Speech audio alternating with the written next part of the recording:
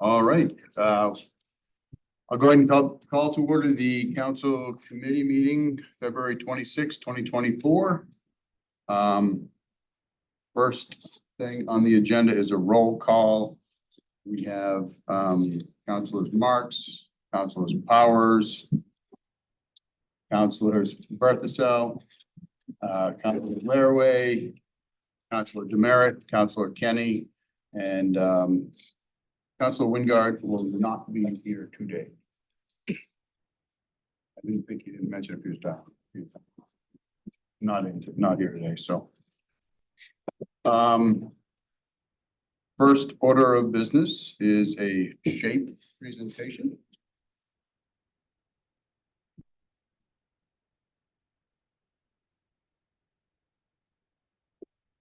So the fire chief, Orono. Just like to start off with a little bit of background. I think you folks probably got a copy of that.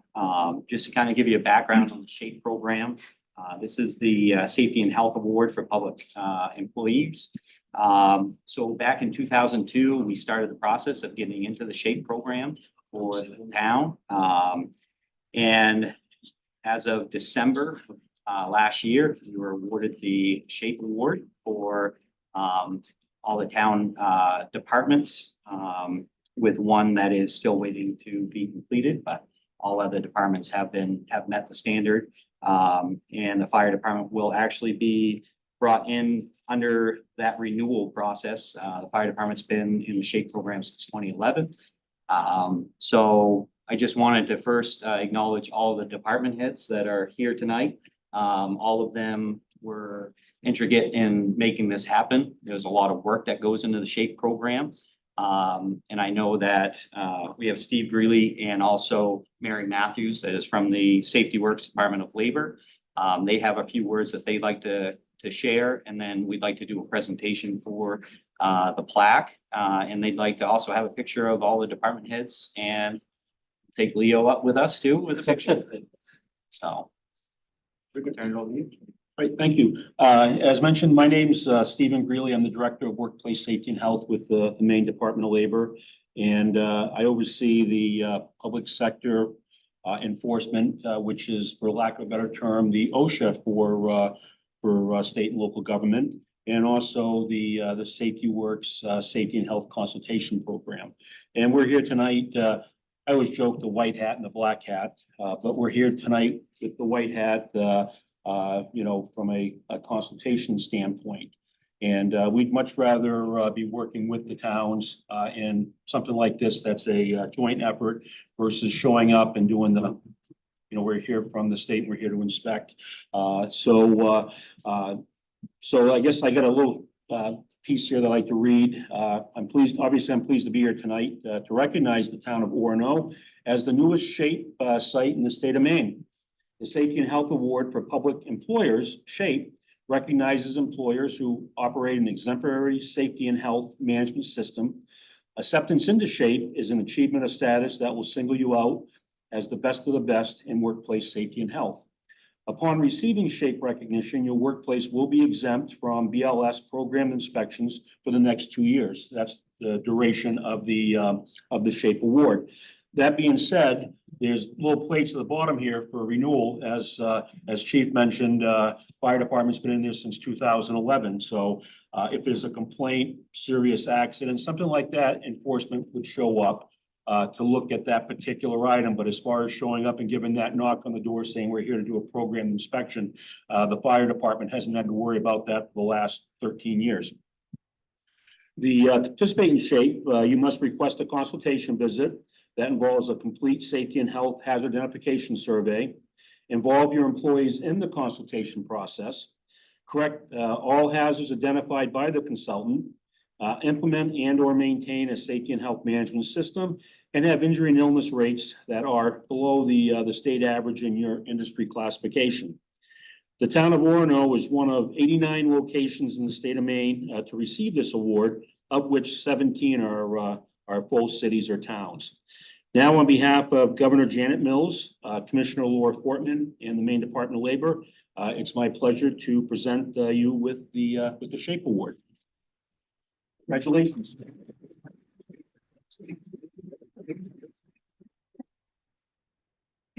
And one of the reasons that we do exempt is because we're working with the town.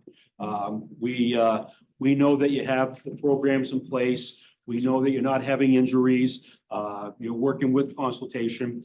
You're not our problem. There's many other places that we could be going into that aren't using consultation, that do have the higher injury rates, that don't have the programs in place.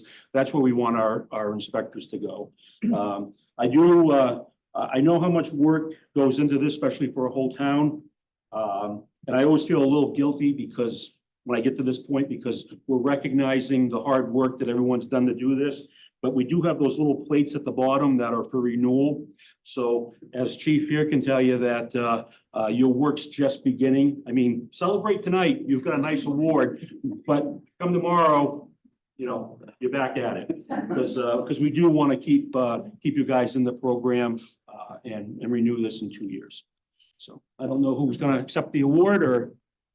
Well, Buck's there. We usually do the handshake and you can grab that for the photo op. They had me kiss the babies too, but I didn't see any here. I didn't sign that consent. Trying not to let Leo get overshadowed. So, Rob, if you just stand up on the table so I can see it. It's not Rob Yerkes, so Rob, all right.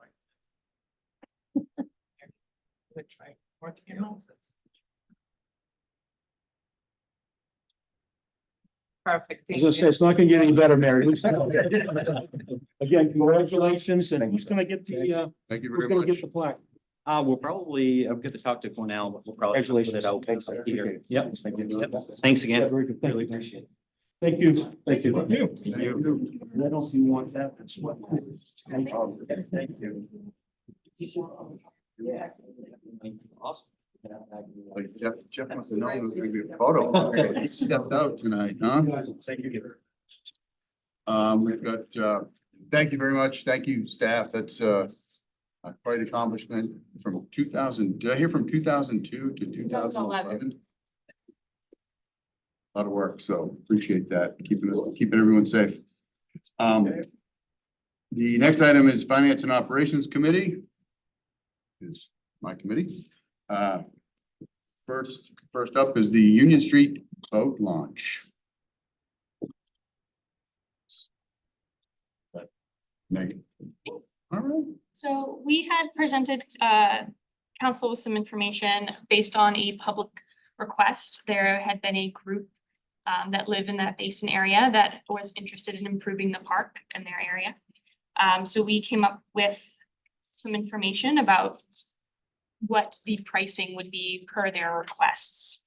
Are there specifics you'd like me to go over, or are there questions based on the information provided? It'd be good to, for everybody's benefit, to go into a little detail. Maybe. Absolutely. Could we maybe start with like just a little background? Like Taylor's here from the neighborhood and I know other people are too, but I think it was, we came together, we got an approach from Taylor back in the late summer or fall around cleanup. You participated in the cleanup, right? The cleanup program in spring. Spring, during Yep. the wastewater cleanup that Meg has. Yep. That you all, yeah. And I don't, is it okay? Would you mind joining us? Do you mind Taylor comes up and, do you mind coming up here just so people can see you? Oh, I don't mind. Yeah, come on up. Your voice matters. I can give a brief history. Hi, everybody. And thank you all so much. Thank you for everything digging into that. So maybe just like a brief, quick, bring us to If the that's okay current. with people, I'm sorry to. All right. So I'll give a brief one. So last spring during the water removal and or the cleanup that occurs run by Meg Hess, the environmental coordinator here. We, as a group of friends who live in the basin, one of our friends is like, hey, let's go clean up. And we're like, oh, we've seen a lot of waste. When the snow melts, there's a bunch of trash on the corner right across from the boat launch. All right, so that's where we went, and that's where we discovered loads of trash. And that then sparked an email essentially to town councilors to say, hi, we just discovered loads of trash, want to bring this to your attention. A lot of it we're not, want to carry out because of danger and different things like that. But also what do you think about this public space? It seems as if there's opportunities for enhancement. Now, little did we know, we were on private property, cleaning up trash on this private property. The thing though is for folks who've been in the basin for generations, that private property had a basketball court on it. This is directly across the road from the town-owned public boat launch. So through some email exchanges, digging deep into it, we essentially landed on, well, we determined that this is private property. Now there are 2 homes there since last spring, so we also think that email spurred that. But more importantly, it steered the conversation towards what is actually within the grasp of the town. And this is a town-owned public park. So doing the digging, we determined that yes, nothing to do with this place where we picked up trash. However, what if we were to put our attention into revitalizing, reimagining this space of land?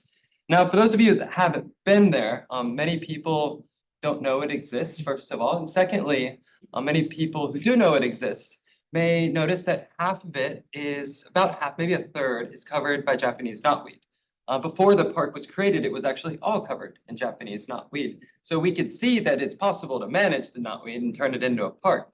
However, there's still half, again, I'll say a third of the park is covered in Japanese knotweed. Therefore, creating them to the viewer or to the visitor, you can't really see the opportunity that exists within this property because it's covered by foliage, large Japanese knotweed. So that was one of the first conversations. The other one is, and Bob Close had great language here. I mean, he's a writer, but it's a promenade. Do I get a plaque too? Yeah. Here you go.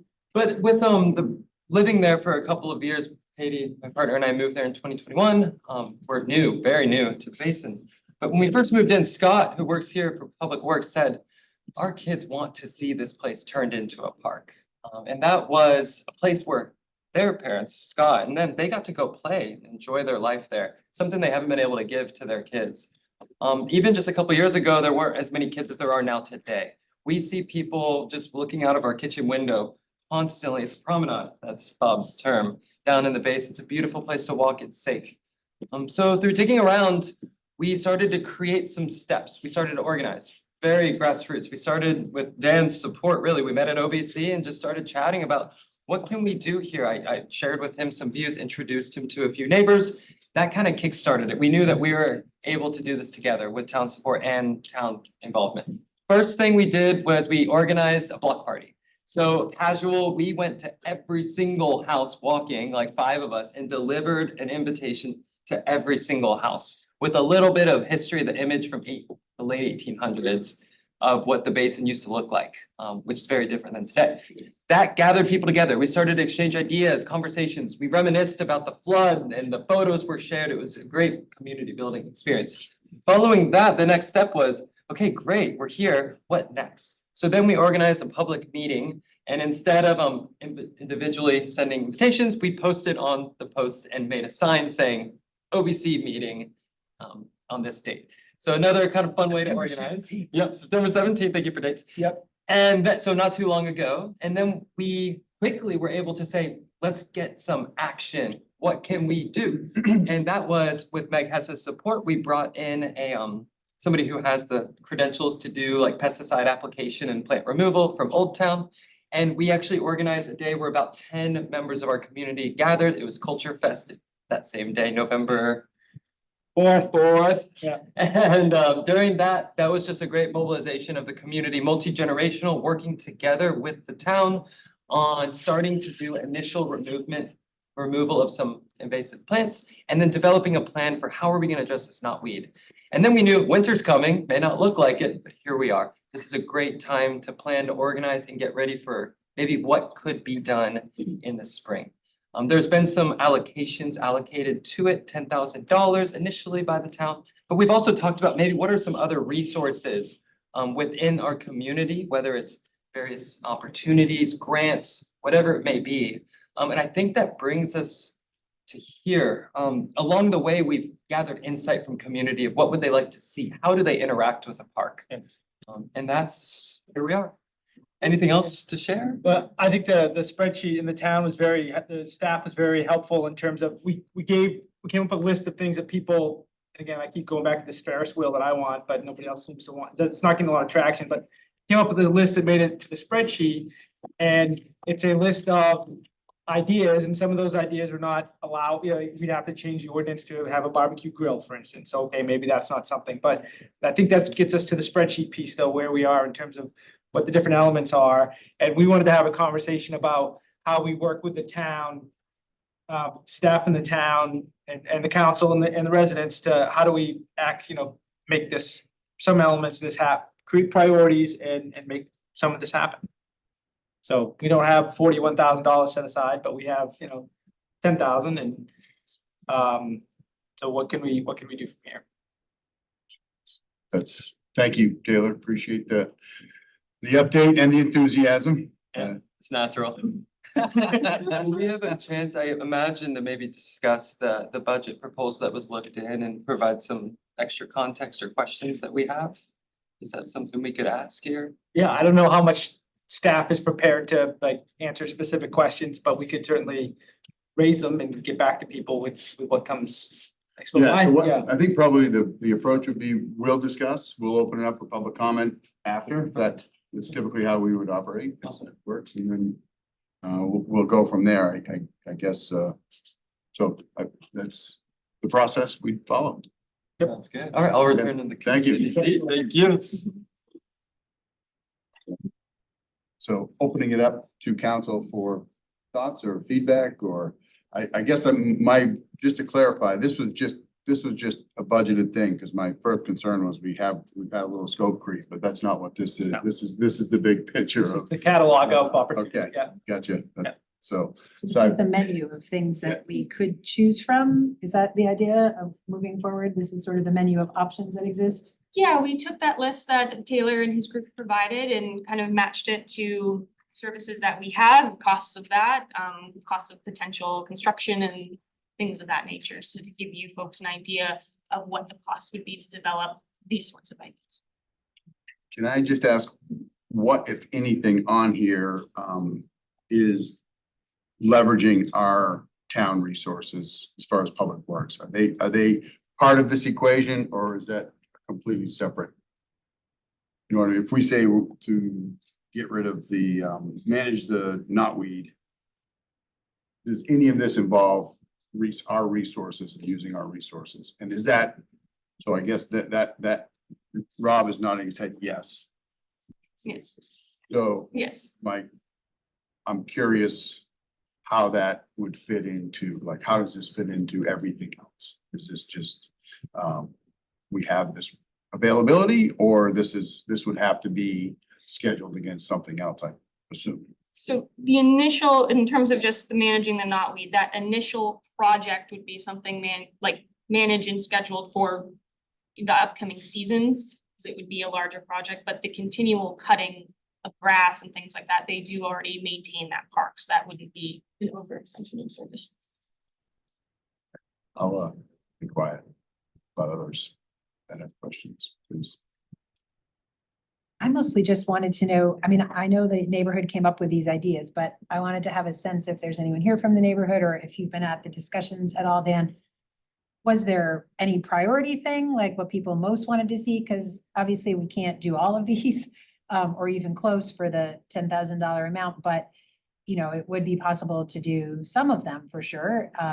And some are gonna take the entire amount by themselves, right? So if we look at like the play structure idea, that's a little bit over the 10,000 actually. So it looks like if we chose that, that'd be like the only thing that we could choose within the $10,000 budget, whereas others, it looks like benches and tables and also knotweed removal would still be only just under 7,000. So like all of that could potentially happen. So I guess I don't know if you have that, or people from the neighborhood have that feedback, but that's what I was most hoping for tonight, with some feedback on which things were priorities. Yeah, and similarly, I'd love to have a little back and forth about which of these, as I know some of you have been exploring grant opportunities, which of these might lend themselves more to that, and which might be best suited to, and council could be best leveraged to support as a match, or if we're trying to like holistically build this, what's the strategy there? I have, if this is a chance to jump in here, and other members, please speak up here. That is something that's been very much in my mind since getting the budget and through conversations is how do we, when you build a park, I mean, BDN just published on the new counselors coming out, one of the comments was, that's from the nineties, the best memory they ever had was revitalizing a park in here in Orono. So with that being said, naturally, it's gonna bring people together like it is right here. And then we're gonna realize what other opportunities do exist in the community through different funding, like the Recreational Rural Community Fund. There's been 50,000 allocated to the Penobscot Nation, and there's been some interest we've had with them to work together on some signage, perhaps maybe an art installation, something, and let alone maybe the tree board, I'm not sure, but maybe they have some interest in, we're gonna, when you remove plants, you maybe want to put not just grass, right? Maybe you want to put some native shrubs or different things. So that is something that we would love to hear what you all have to say about how could we leverage and allocate these resources. And the other thing is, where do volunteers come in? Can we as hands be there? We were talking about maybe we're all there to help bundle, they get cut mechanically and we as a community are there to help bundle and make stacks of, therefore reducing the expense to maybe that knotweed project. So I think those are two comments definitely that mean a lot to us. Is first having the conversation, what resources are available, and then we can prioritize, right? And the thought we had. Do I get to speak? Yeah, I live in the basin down the road from Taylor. Could you go ahead and state your name, Mr. I'm Close? sorry. Robert Close, 18 Union Street. I have two thoughts. One is, these are personal views now, emphasizing it's a park and not an amusement park. And the goal should not be to put as much stuff in there as we can afford. Because the more, if it becomes a question of clutter, that increases the physical demands on keeping it looking good, because you can no longer simply mow. You've got to get out of that truck and you've got to get weed whackers and shears and to work around all the equipment that's there. So I'm just thinking in terms of taste. It's a park, not an amusement park. The second thing is something that I was in on the project where we were removing invasive plants. And the fellow who was guiding, I'm a biologist, by the way, too, so I know a little bit about this. He talked about a spray. They're going to spray to destroy the knotweed. I've been thinking about this. When I moved into my property, it was absolutely covered with knotweed. It was something at a little shop of horrors. So what I did was I got a pickaxe and a shovel, and I single-handedly, I removed it. And I understood how it grew. Knotweed grows from a woody culm, they call it, and it has runners underground. You dig, you take them out, and the knotweed is gone. I am worried about the broadcast application of a pesticide. Just as there are no drugs that don't have side effects, and there are no pesticides that don't have side effects. There's no such thing as a pesticide that takes out one plant, right? It just doesn't exist. So I'm asking for second thinking about the pesticide. And Taylor mentioned volunteers. I think with an adequate number of volunteers, we could get a good workout and we could remove the knotweed. And then once it's removed, it could be kept down with mowing. So those are the two things that come to mind right off the bat. So in the current plan, I know we've talked a little bit about pesticides and things. In the current plan of managing the knotweed, this includes Public Works physically taking it out, so that helps that. The other thing, when we remove a large amount of invasives, we do have to put back in plant foliage. So we would look to put back plants that are appropriate there. And there is a standard of 40% of a basal area around a tree. So when you want to remove something, you will have to replace it with other sorts of plants as well. So you're not going to get a bare area. We would look to make sure that that is done properly. I appreciate the question, and I don't have an answer, and I guess I would look to Cornell or maybe it's Rob. How do we leverage volunteer help for something like this? Well, in something like a tree board grant, volunteer labor is counted as an in-kind and counts towards your match. I don't know about.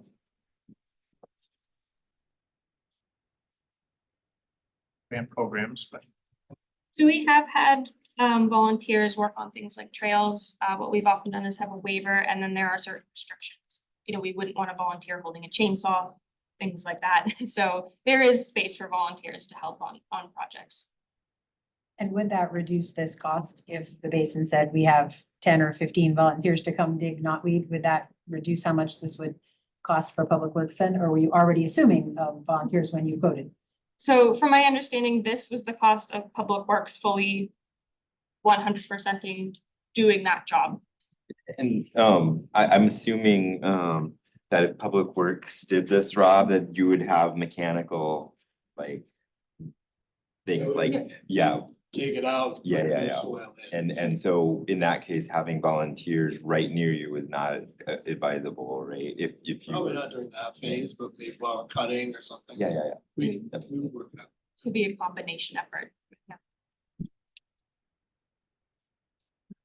Although, I mean, I'm not opposed to me personally, if there's like 30 people in the basin with pickaxe and shovels who want to go out there and give a whack at it and get a whole bunch up, and then if it doesn't ruin it, or if the Public Works could then come afterwards and just see what was left, or if that would make it more work, I guess is what I'm saying. Like, does that make it more work? In this relatively controlled way, but Yeah. you know, Megan did a nice job with organizing that first phase, and there's more to come with that, so involvement in those types of projects makes a lot of sense, and it's really helpful for the community. And then, you know, moving forward, upkeep and things like that, if council decides to put any of these, you know, implement any of this, moving forward, there would be, you know, regular maintenance and things like that, that the community can help take care of what we put in there. So there's opportunity when you build it, and then also moving forward. Thank you.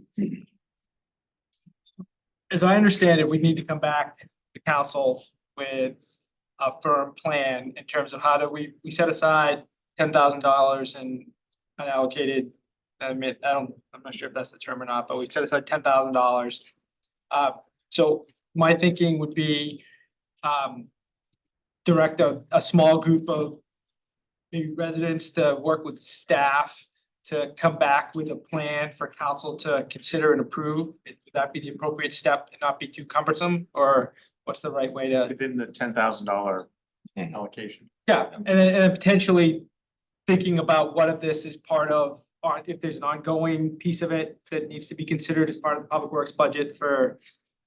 I mean, I know it's maintained already, but if some of this leads to something that has additional knockdowns on an annual basis or something like that, how do we work it into the annual budget so it's not coming back for, you know, a special ask every year to maintain the park? If we just do the knockdown, knockweed, and put in some shrubbery, and minor improvements, do we still need approval from the other agencies? So this piece of property is deeded in a way that if we were to construct any sort of building, it would need to be approved by the agencies involved in the deed. So that's what we're referring to there. From my understanding of the deed, and I can have it shared and we can continue to make sure that we understand it correctly and contact the appropriate agencies. I don't believe that would be the case. It seemed to be construction in any changes of use. So that would not be either, just from that. But we would, before we proceed with any large scale projects that would involve construction, something like the gazebo or the play structure, we would need approval within the deed restrictions as well.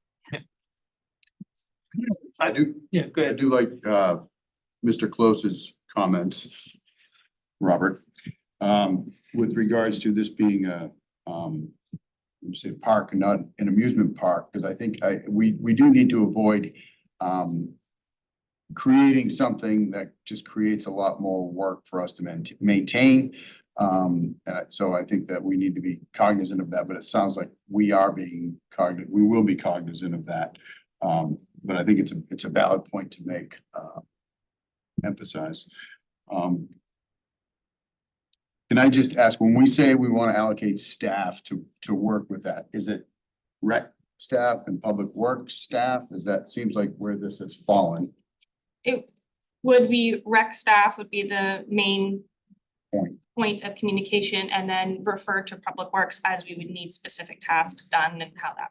So that would be the most likely point of contact. Do we think really at this point, it's a matter of prioritizing and prioritizing what's on this list and maybe even figuring out how we can do things for less money or something to that effect? Is that sort of? Yeah, what I would like staff to, I mean, can't direct staff, but we can direct the manager. And I would think it would be good to have the manager assign staff to work with a couple of members of the, I'm sorry, I didn't mean to cut you off. I cut you off. Oh, it's all right. Go ahead. I'll jump in after. Sorry. So I would think it would make sense for, happy to hear differently, Cornell, if you'd rather be asked to do it a different way, but I think it would make sense for staff to work directly with a couple of members of the neighborhood who step forward as kind of as our communicators and champions of the neighborhood, so to speak, and come up with a plan that we can bring back to us for approval. And I'd like to be able to do it in April, so we have a shot at getting something done this construction season. Like, we had a block party back in August. It'd be great if we could have a kind of another anniversary block party to celebrate some improvements. Yeah, and I'll just chime in and say I'm excited about these ideas and the idea of being able to partner with the neighborhood and revitalizing this space and I'm looking at this as probably like a multi-year project that could evolve and grow. And so focusing on $10,000 worth of improvements, as we've talked about, that's gonna be what sets the stage for the neighborhood to continue discerning, like, okay, well, here's how we're using that new picnic table in the grill or whatever, and what is actually a thing, if anything, that would improve the space further, like kind of building step by step is how I'm thinking about this. I guess the only point or concern I have, Dan, with the way you just approach that is I guess I would rather ask Cornell to come back to us and tell us what's in a reasonable time for staff, rather than suggest that this is a time frame that we think, because I have no idea what the spring schedule is, what else rec has going on. So I don't want to just kind of shoehorn in that this has to be personally, and everyone else can speak, but I think it's important that we, I guess, maybe not put on the spot and just hear back what's appropriate. That's my addition to that, but I think this is a great idea. Full disclosure, I'm a fellow former Basin myself. I grew up there, so I think it's great. I did that playground. There wasn't a basketball court when I was there, but we rode dirt bikes and everything else across it through that field. So I think this is exciting opportunity. I guess I just want to hear back how it fits into what's happening. Yeah. I'd make a plug for trash cans as one of the like base improvements. I noticed that when we were at the picnic, it was like, yeah, trash cans. I just want to comment, just say like, thank you all so much for the support. I know it takes process. I've never been a part of park revitalization. I imagine many folks maybe haven't either. And it's a process. It's a multi-step process, as Sonia said. I think we as residents here understand that. And as we continue to shape what is the end goal of this, we're gonna be patient. We're gonna take a multi-step process.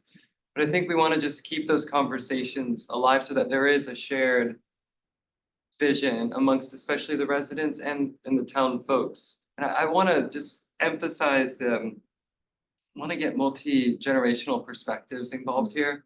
We want to really bring in the Penobscot representation into this park. It's along the Penobscot River in unceded territory. There's a lot of opportunity here. I've again fortunate enough to know many folks that are part of Penobscot Nation at the university and they're excited for this to be an opportunity. So I think With that, I also want to mention, there's not even a sign saying, hey, this is Union Street Boat Launch. So like, I'm curious, like where these shared resources, where that fits into the conversation as a resident. It's kind of hard to understand how local politics work. So my question to you all is, where is that conversation of utilizing resources that may exist now or ones that would need to be applied for through grant applications? Like, how does that work? Because I understand the 10,000 has been allocated, so we can work within that. Mhm. But what else at this moment are there other opportunities to rope in other sources for this initial stage, I guess, and down the road? Will that be something that staff would look into?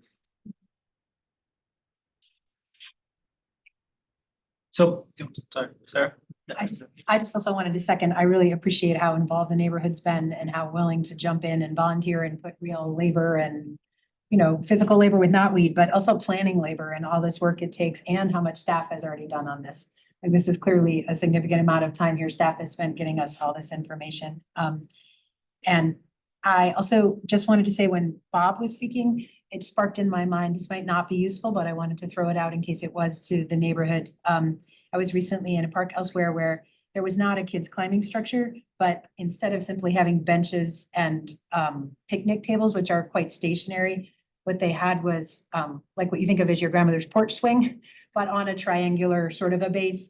And I noticed that everyone from 2-year-old kids to, you know, elder folks were enjoying those, that there was enough movement to them, that kids were hanging out there for a period of time. Some couple were reading books on those swings in a corner, and a couple others were with friends going faster, but there might be some options like that that may not be an actual climbing structure that turns it into amusement park, maybe realm, but might still have some movement elements that could be enjoyed by younger people too. So just to throw that out. Yeah. And other folks, Cornell can correct me if I'm wrong, but I expect that as with the library and other groups, if there were members of the neighborhood who like found a grant opportunity and thought it was a really wonderful idea, you could bring that to the town. We can talk about how and if it makes sense to partner on those opportunities. So you can speak more to that if needed, but that's my impression. At this point, just want to mention, like, in final comments that, you know, paying attention, living here, paying attention, we know the town is going through a lot of change, turnover, just for many reasons, so we understand that this is, you know, when mentioning, you know, staff, you know, that can be taking away time from like other projects, and I just want to reiterate that this is, we're committed as a community to this, and revitalizing a park can really be an opportunity to have a little bit of some nice lightness, something to look forward to, something to get the community together. So definitely we do acknowledge that and just want to emphasize like that sustainability of this process. So wherever we go, just thank you. We've made it this far, and that's great alone. So as we close, I don't know if you have something else. Question just for staff and or Taylor in the neighborhood, for folks who don't live in the Basin neighborhood, can you guys say, is there parking there? Can people who don't live in the Basin neighborhood come and also enjoy this space? So before the BZ Dam was taken out, the water level was a lot higher. There'd be a lot more motorboats being put in there. I don't know what the code enforcement is on the parking spaces, because they're more for like boat launches to back up in boats, trailers. There's definitely parking, and even Orono Brewing Company being just up the road, they're open to allowing folks to walk and commute, but Yeah, I think it's important for people to know that it's something that the whole community. yeah, there's people that come from all this area. It's a beautiful place. You don't have to, your kids can walk around. There's not much traffic, so people find a lot of them. They really enjoy walking down there. Animals, kids. Off the top of my memory, I believe there's 9 spots there in total, and like Taylor had said, they are long. If you did have something like a kayak, small boat you wanted to bring with you, it has a minimal parking for that. Thanks. Yeah, thanks for asking. I would love to see us do in terms of process moving forward. So we clearly articulate kind of what our wishes as a council, and so we have understand what we asked. I would like to see us articulate an order as part of our March meeting in terms of, you know, the kind of work together piece of this. Open-ended to whatever the timeframe needs to be or anything like that. But I'd like to see us as a council start to think more about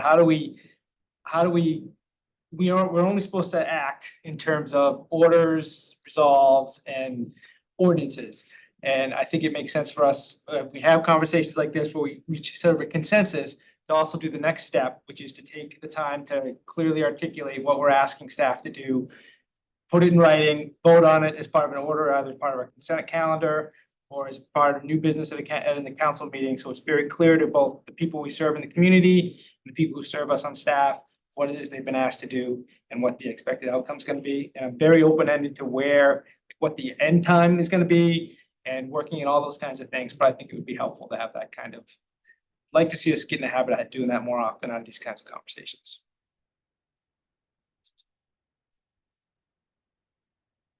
So I'll propose an order. I'm going to propose an order for our March meeting on this, and I'll work with staff to bring that forward for council's consideration. Okay. Okay. Thanks. And I'll Thanks, Megan. work with you. Thanks. Thank you. Thank you. Thank you, everybody. Thank you for coming in. Wednesday's a big day. Wednesday. Thank you, Megan. Thank you. Item A, we declared item B, review of Spago Techniques proposal for municipal buildings.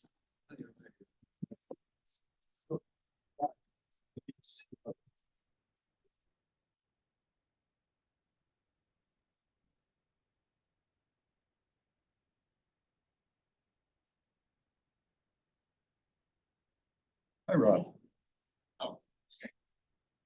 So, Cornell asked me to get in touch with, Sebago Technics to put together a possible scope and provide some budget numbers for what, the, analysis for town office and Keith Anderson would require to approach a project, like the one we had discussed at the last town council meeting. So it would be a very similar scope to what we looked at for the public safety building. We'd take a look at the departments that were affected and do programming analysis to understand space needs, specific needs, as far as operations, the clerk needs a vault kind of things would be part of that programming analysis. But also take a closer look at both of the buildings, structurally, all of the different mechanical systems of each building, to see if there's any sort of hard stops in terms of, what canning, feasibility wise, what could happen. So basically at the end of this process, as it was proposed here, you'd kind of be in the same place you are right now with the public safety building. You'd have a complete understanding of the condition of the building, what space is available, but also understand what the current operations for all of the activities that happen in the town office and Keith Anderson are included, so that you would understand whether it could even work square foot wise and that kind of stuff. The Keith Anderson building, there was a structural analysis done, very specific to the structure of the building a few years ago. During that process, they didn't look at HVAC and electrical and those kinds of things. So we need to revisit some of that, but the report was in great detail, so that part of it would be useful for us as we moved in. A lot of the obvious things with renovating a building like Keith Anderson would be looked at, ADA compliance, code compliance, as well as making sure that, depending on what kind of use we're looking at, what level of renovation would be required there. So that's basically where we landed there, but the goal for tonight was for council to give us direction on what the next steps are here. So I'm gonna stop talking. Thank you. Appreciate that. Appreciate you reaching out and bringing this information back for us. I guess open it up to council's thoughts on what we have in front of us. So I will mention that was the previous study. This would be completely outside of anything. The quotes that are in here don't include the work that was proposed for about 80,000. This is, roughly in that same park. there's currently $91,000 left in the fund that was allocated to the public safety improvements. And then, you know, Cornell and I were talking, there's ARP money available that hasn't been allocated yet. It could cover some of these costs as well, if that was something, depending on what your next steps are, there's, you know, if you wanted to do both, there would be funding, you know, it would obviously up to you, but you can allocate ARPA funds to cover these costs if that something you want to pursue. So I do want to put out, because I mentioned this at that meeting where my interests lie. Personally, that I'm not interested in the full code assessment, system assessment. And yeah, code assessment. I'm really interested in the spatial programming needs. To understand, I would like to think, so we've got, for this building, the proposal was 43 to 48,000 for this full scope of work.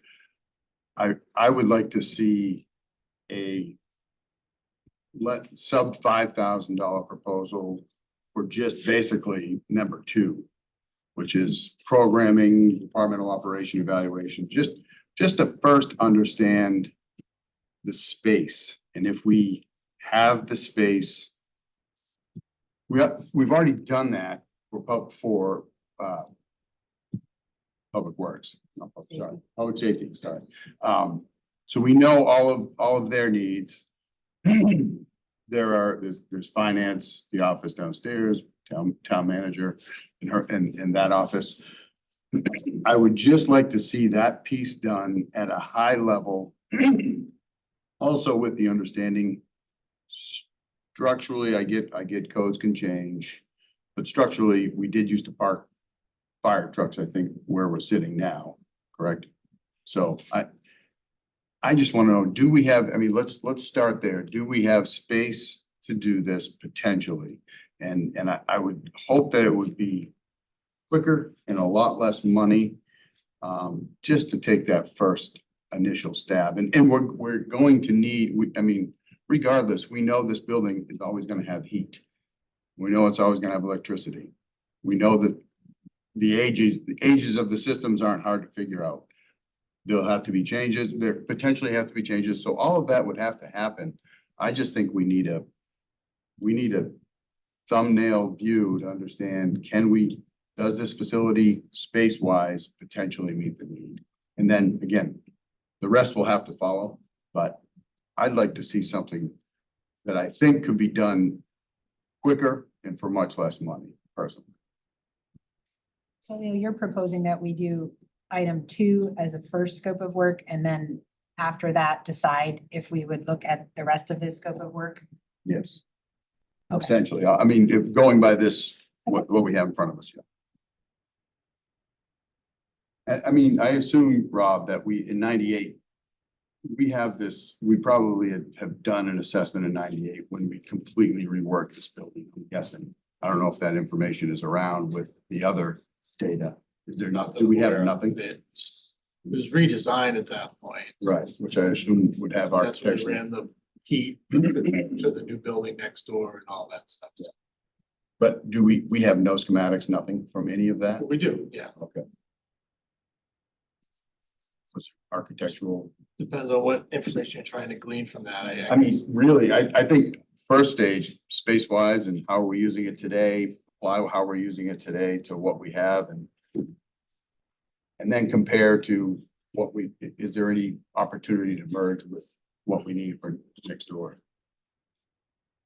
But again, the main thing I think is to keep this lower cost, and I think a quicker turnaround, I would hope, just looking at spatial needs.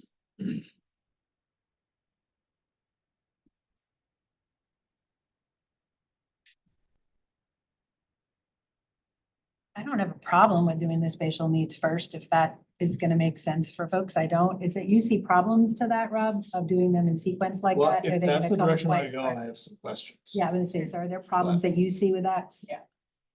So what you're saying is you'd like to have somebody come and do a programming analysis for every department that operates out of this building? Now? And not Keith Anderson? Or Do we Keith op- Anderson too? We don't operate don't out of operate Keith anything Anderson, out of correct? We don't have any Well, I guess- operations town-wise, do we?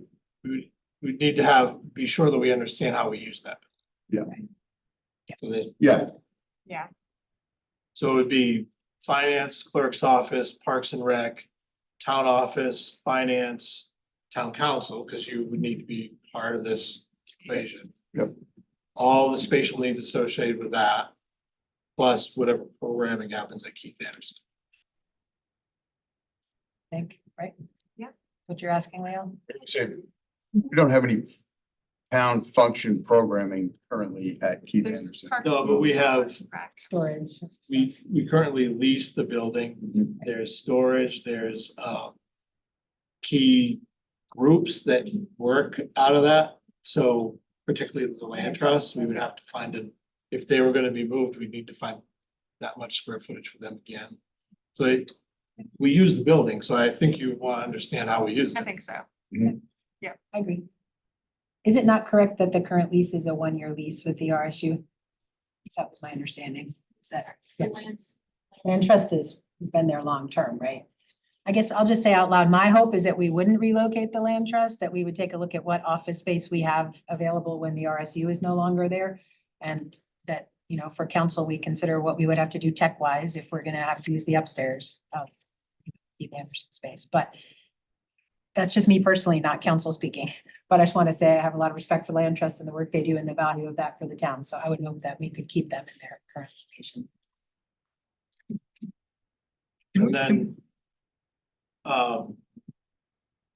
what's the goal of this programming exercise? So To understand if we have the space currently to accommodate what we're trying to do with the To gain A 5,500 feet. 5,500 square feet deficit has been identified. Can we, I'm personally kind of more thinking within this building, but there could be a need to leverage Keith Anderson, I guess, so, but I'm more thinking between these two buildings, do we have an opportunity to gain back some either 5,500 or some portion of that 5,500 that could work for what we need? So the goal would be to assess kind of the feasibility of whether we could reallocate space here and next door to accommodate all the existing activity that's going on here already. Except for, I And think. gain right, I 5,000 think- square feet. Well, I think one option, we would absolutely lose this building to this part of the council to here. Since this is like a once a week type of thing for us, but I know that there's other meetings that happen here, so that would absolutely have to move to another town space. At some point, the library that is expanded could be used, but between now and then, so. Yeah, so that would be the idea, is that some of the like once a week meetings that happen here would be done at a different building. So would you want, in this report, would you want an opinion from the architect and engineer on that I point? mean, yeah, I don't know if it's an architect or an engineer. I honestly, I That's don't, what yeah. Architects, that's what the programming would be done by the So- architect. the architect is the one determining what's needed for clerical and all that stuff. That's an architect. So, okay. I agree. That's how we did it over there. So is this struggle, so is this taking a step back and just sharing some of Rob's questions? And I think that, you know, for some of us, we parachuted into this process after it started, 3 of us at least weren't here when it really started. Is the thinking that to assess our total square foot needs to run the town of Orono with quality, safe, functional space that is, you know, meets the needs of the people that serve, you know, the first responders, the clerks, the town manager's office. We gotta have a place for people to vote. So I mean, is that the thing that we really wanna do, is have a conversation about what's the square footage need, what's the space needs, and what's it gonna cost to get us moved into the right configuration and Yeah. of space, based on what we have now, and is it some remodeling and then some additions? You know, do we get that kind of knowing that there's more space potentially coming online at the library? Is that kind of the holistic, big picture conversation this council wants to have before we spend more money on? I think so. I think for me, I'm looking at the financial reality that's that there are lots of folks in town for whom continued increases in taxes are gonna be really challenging and they're not gonna be able to afford to live here. And I want us to have amazing facilities and staff that feel well supported in their workspaces and a beautiful space to have meetings in that can accommodate more people than typically show up on the average night. But also, like, I want to recognize the financial reality that we probably all as a community need to tighten our belts a little bit as we look toward the future and figure out how we can be creative in our use of existing space. And if that means we, the town council, give up this beautiful meeting room so that other people who need more space can have offices and storage stuff in here, like, great. I will meet in the Keith Anderson, let's do it. So that's, I think, in my mind, kind of where I'm hoping to go holistically as a community, considering all of the needs that we have and how we can balance that with a tax base that is really hurting at this point in time. I feel like what Sonia said really articulates what I'm feeling also, and I think what I would really like to see is a plan that said space-wise, if we reconfigured spaces and gave up this big space to become other things and council needed to move somewhere else and the other meetings that happen have to move somewhere else, can we do it? If we are willing to give up this space, can we make it work? Is there a way square footage wise to make it work? And if not, what's the closest we can get without having to build an addition? If we can't get the 5,500 square feet, do we have 4,000 we can come up with? Like, how close can we get without having to build an addition is, what I would want to be able to consider. Yeah. Because of the tax reasons that Sonia has brought up, I just think it's responsible for us to take a look at that and see if we can find a way to make it work. Or if we do find that we need an addition, what is the sort of minimum footprint addition that would be required to meet all of the competing needs in a creative way? Is there are there different? Is it first knowing how many square feet we need and then, collectively across all at the current service levels that we offer? And I assume that doesn't mean, are we gonna go look at Chris left, right? But we're not gonna go look at the wastewater treatment plant. We're not gonna go look at the public safety building. We're thinking just the spaces we have in the downtown, including the library. Is that what you're You mean thinking? public works, not public safety, when you said that? I meant public work, yeah, we're not gonna move things out we're not gonna count the square feet footage of public works. We would wanna look at just what we have in this complex here and Keith Anderson building in the library. I think I agree with what they both just said, and for the same reasons that, yeah, we're looking to see an inventory of what we have space-wise, how can we best utilize it for the needs that we have? And I think, the 5,500, that's probably, it's not a hard line. That's a recommendation. But doesn't mean that 4,500 wouldn't potentially work, or, whatever it could be. So I'm not completely hung up on this is it and we're in this box. I just want to be a clear understanding of what we have. In 98, this was everything. This whole building was everything. We have that building plus this building now. Before we talk about building something else, let's just make sure, and we've grown some staff, but I think we need to know exactly what we have, how it can potentially be leveraged. And for me, the only real difference here is I don't think we need to do the structural or the systems at this stage. I know if we start digging in and we say, yeah, we can do this, we can do something, that's when that's gonna happen anyway. And I think that's, a bigger undertaking that we don't need to be doing at times. I just think it's a spatial analysis with regards to what we have. So I want to know sort of whether we just need a spatial analysis or what. I'm curious, Rob, these numbers, these estimates for what it would cost us to do analysis or like a full analysis of both these buildings. Is sort of what the council is asking for right now.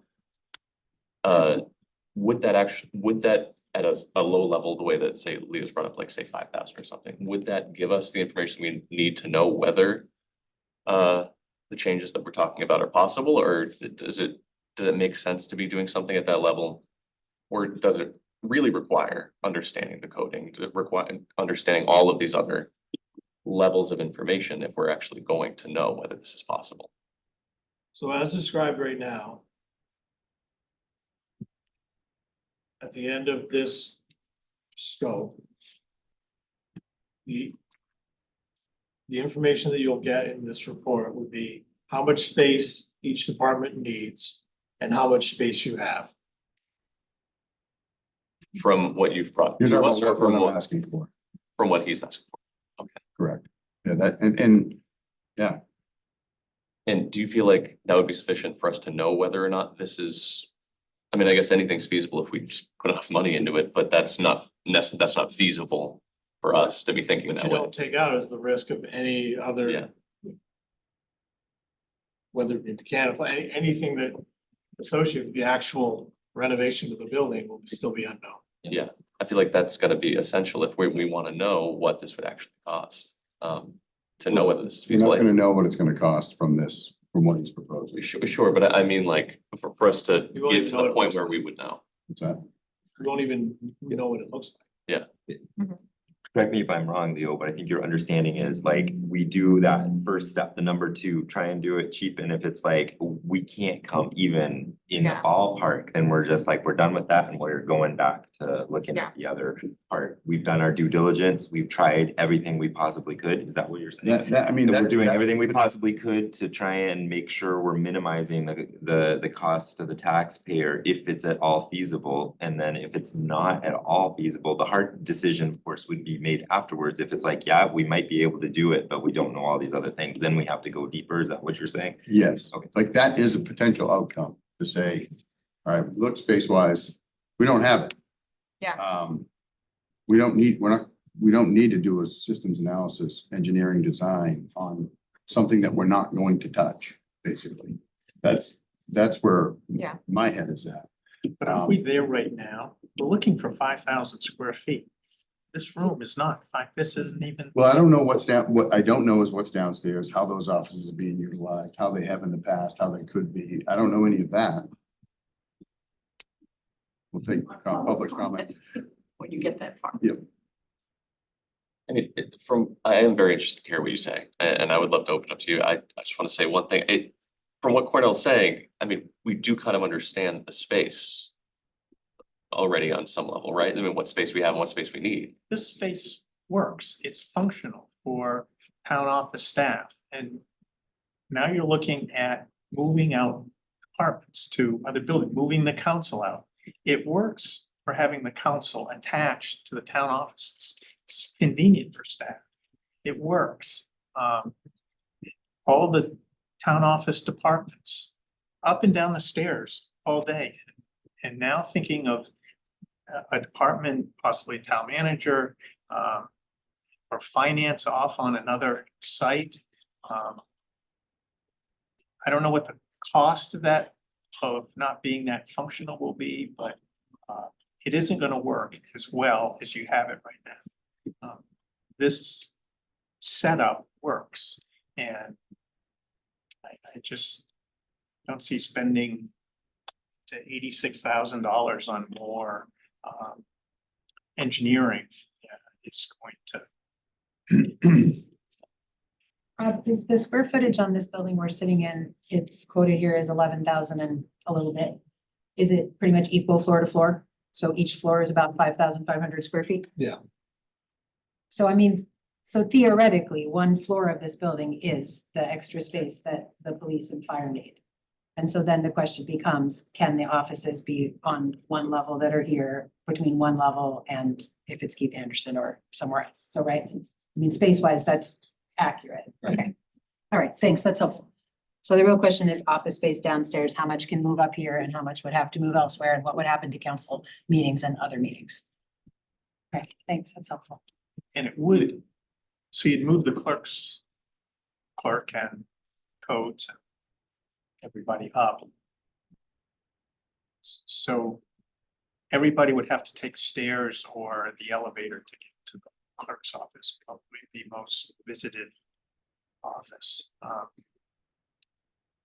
It's not as convenient as it is having it downstairs. It's much more functional having them down on the ground floor, the way the parking is set up for the staff. Leo, would it be appropriate for us to allow for public comment? I guess if we're done discussing the, I usually, Well, I guess before we do it, we agree that we need to do something in the public safety building, right? And we walk through it, it's clear that staff, you know, we're gonna have Absolutely, to spend money over there. yes.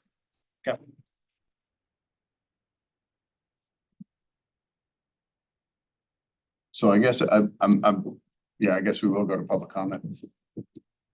Yes. I'm Frederica Smith, live at 8 Chestnut Court. And just as background, I've been volunteering in the town office since about 2016, except for the height of the COVID pandemic, for probably 4 to 6 hours a week. So I feel as if I have a pretty good feeling for how the staff move around, what kind of space they're using. I can say absolutely that they cannot function in half the space they have. It's simply impossible. The town clerk's office, for example, most of you probably haven't spent a lot of time back underneath the building, but the document storage for that occupies, I actually pasted out a little bit, but it was a paste, it wasn't a schematic drawing. And it's something like about 48 feet, 24 feet wide by about 24 feet long, floor to ceiling racks of boxes of documents. They probably go back in that part of the building looking for something about once an hour, I would say, every single day. So it's not that you could move all of that storage off-site. There is other off-site storage that they don't need. Like all of the old ballots are stored off-site until they are allowed legally to be shredded. That's one example. The code officer, for example, has 12 filing cabinets in his office and 16 boxes above them. The assessor's office only has 48 boxes in his office, plus the 2 bookshelves. I mean, these are not, with perhaps the exception of having 2 restrooms instead of 1 restroom on the floor, there isn't a whole lot of extra space. And as equipment gets bigger, and copy machines are a lot bigger now than they were in my era, retired 8 years ago, 10 years ago, and they just take more room. So cutting back on their physical space does not make sense. In terms of separating the office, as Cornell said, putting part of the functions here and part somewhere else, they are constantly moving among the offices, talking with each other, tracking things down. You know, finance comes down to look at somebody else's computers to see how this was posted. You know, Shelley's people go into the vault to get license plates. I mean, it's nonstop movement among all of the offices. So it's not practical at all in terms of staff time or efficiency to think about separating. In the Keith Anderson building, if you're thinking about moving some things over there, I had read that report back when it was originally released in 2020, 1920, I think it was done 2019, 2020, and looked at it again with the agenda documentation. That building has no insulation, according to that report. And it certainly doesn't have space in, once you put in a vault, for example, and you put in handicapped accessible restrooms and an elevator and all those things. It doesn't even have space for all of the offices. There simply isn't room there. It bothers me that you would think that the town would think about spending $86,000 on a study for something that is basically impossible. That is to say, thinking about moving things to the part of things somewhere and keeping part of them here. This space, although you all see it as meetings once a week, they use it for training. The police department, fire department come over here for training. You can tell that Shelley is set up for the elections. You can do elections at the university, but it's a lot more work for staff and it's very expensive. I mean, they don't give this, but people use the space for free. It costs quite a bit of money.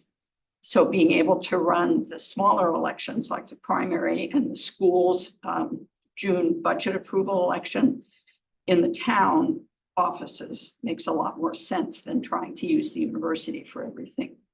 I think that's correct, Rob, isn't it? It takes quite a bit of your staff time to help set up at the university. Yeah, well, it's more than, but yeah. So this space is heavily used during the daytime and then used in the evenings for your meetings and for, Board of Assessment Review meets here, the Planning Commission, I think, meets here. There's a lot of activity. It isn't just the council chambers. It's that the council chambers are used for many other things. So the last thing about another, probably not the last thing. It's not the last you'll hear from me, but another thing about the Keith Anderson building is the absence of parking. This is a major issue. If you did something like move the town clerk's office over there, for example, everybody has to cross Bennock Road. I feel sorry for the police department. That is a high-speed road and people do not stop for pedestrians. And there isn't physical parking space by the time you take out space that's set aside for the credit union. There's not enough space for staff to park over there. And somebody who commutes from Lincoln or Hampton or Milford isn't going to ride a bicycle. Nobody's going to ride it in January. So I think you'd have to plan for parking spaces for everybody, and there aren't enough, and that would mean there'd be none for the public. No place for the public. Post office, for example. I think, So yeah, I guess on that note, I only, this is all in everyone's mind at this point. In my mind, I don't see that office being at Keith Anderson, and my hunch is nobody else. An office that does have a lot of traffic, I don't think that would make sense to begin with. And again, ideally, I like everything right here and hope that would be the hope that we could do this right here. Keith Anderson's there. It's an office now. I understand there's no insulation, but we do rent it as an office to a small group. So, I mean, that it functions as that currently. So I would say it probably can. the absence of insulation, if you're in a building for 12 hours, is very different from somebody who comes in to work for a couple hours and then has an evening meeting. That's a very different. Any other Anyway. public comment? Thank you, Frederick. Appreciate it. Are we committed or do we know yet whether we want police department and the fire department in the same space, the same building, or is that something that people are? Oh, yeah, The what? The police and fire in the same building? Or, well, the same, I mean, I know, like here, I mean, there's talk of another structure to begin with, I guess. So, I mean, I think this is another structure. So I can't imagine police or fire being at Keith Anderson, if that's what you're suggesting. no, what if UMaine was gonna give us space for free or something? I don't, Sure. even then, I think that those functions right in the center of town, I think are pretty valuable personally, but it's just my I think take. they're valuable to hear too, but I mean, if we're gonna kick tires and, just raising it, this, we're just having a, a conversation. I'm not proposing anything, but. So I mean, I feel like this conversation is part of what we do. I don't know if we need to hire an outside firm to do this. I'm gonna say, I don't know enough about this. You guys do this all the time. I don't know if an outside firm is needed to tell us what the measurements are that each office needs and what square footage we have in each building, or whether we can do that internally. But I do feel like just this discussion Yeah. makes me feel like we need to do that. Like, we need to understand exactly what the square footage is that each department needs, and exactly what the square footage is on the upstairs of this building, which is currently in this room, and also in our very large, I don't know what we call this, waiting area space we have. It seems to me, and again, I'm guessing, because I don't know this, but as a guess, it always seems to me that about a third of this upstairs space is office space for staff, and 2/3 of it is this room and our entry hallway. But I'm guesstimating that. So this is where, for me, whether we do this internally or we hire this out, it would be helpful to me to just have those square footage numbers and also the square footage needed for each department, because I don't begin to imply that people don't need the space they have. I believe that they do probably. I just have to weigh that against, I mean, when we asked Sophie back 9 months ago about the use of this space, we were told that it was us as a council, the planning board, the DIB committee, elections, and sometimes trainings. And when we asked about that, we were told that those were not very frequent, and that there were many weeks where nothing was happening in this space during the daytime hours at all. So maybe that was not a full representation, or I misheard, I don't know, but that's what I remember being told about the use of this space in the daytime. And I hear Frederica saying something different. And I don't know which is true, but that kind of stuff would be helpful to me as we make these decisions. As far as the Keith Anderson space, I mean, I don't know about the insulation, but I do know the people using it right now are extremely happy in their office space and are not complaining about being cold. So, I don't know what's up with that, but again, that's something I would want more information on. If staff are hearing complaints that we have not heard when I've been over there chatting, all I've heard is it's great and we wish we could stay here forever. So, yeah. These are questions I So would what love to I'm know. hearing, what I've been hearing, and I listened to Frederica list off all the things that happened. Yeah. I agree that those are the things that happen here, but just listening to your short list of what Sophie told you, trying to put that in the library, new space is not necessarily a given. Yeah. The foundation did a very careful job of looking at what was needed in the library without considering council. If you're considering council at the same time, that's a very different ballgame that we're talking about. So I hesitate to just make the assumption that the council can move into the library. I think that's really important and helpful. And I think that's what we've been needing to hear. And also, like, Keith Anderson space has other uses too, right? That go on. And some of those are private rentals, but some of those are town events also, I think. And I feel like that's the information we need to take a look at whether there is an option that's possible. And again, only because it's about taxpayer dollars, and trying to weigh the ideal, what we want versus how much people's taxes are gonna be is really hard. I can say, I'm gonna speak for Cornell here, but there's no resources to do this in-house. It's not an option, So it is a higher. unless you want us to stop doing something else. No, it's good. Either way. Thank you. We work majority role on this on the council, and ideally, and most of the time, and almost every time, we get to something much stronger than that in terms of our agreement. I support the idea that I come to understand that we all need different things to be comfortable moving forward on things, and what the standard for me is not what the standard needs to be for other people. I'd like us to help Cornell and to help staff, and then to be clear with residents who have concerns about these issues, is to map out what we're gonna want, what we're gonna need to move forward, and then tick them off as we go, so people can follow along in the process. And I think, just like earlier when we talked about the basin project, if we're gonna spend money, we're obviously gonna need an order to do it.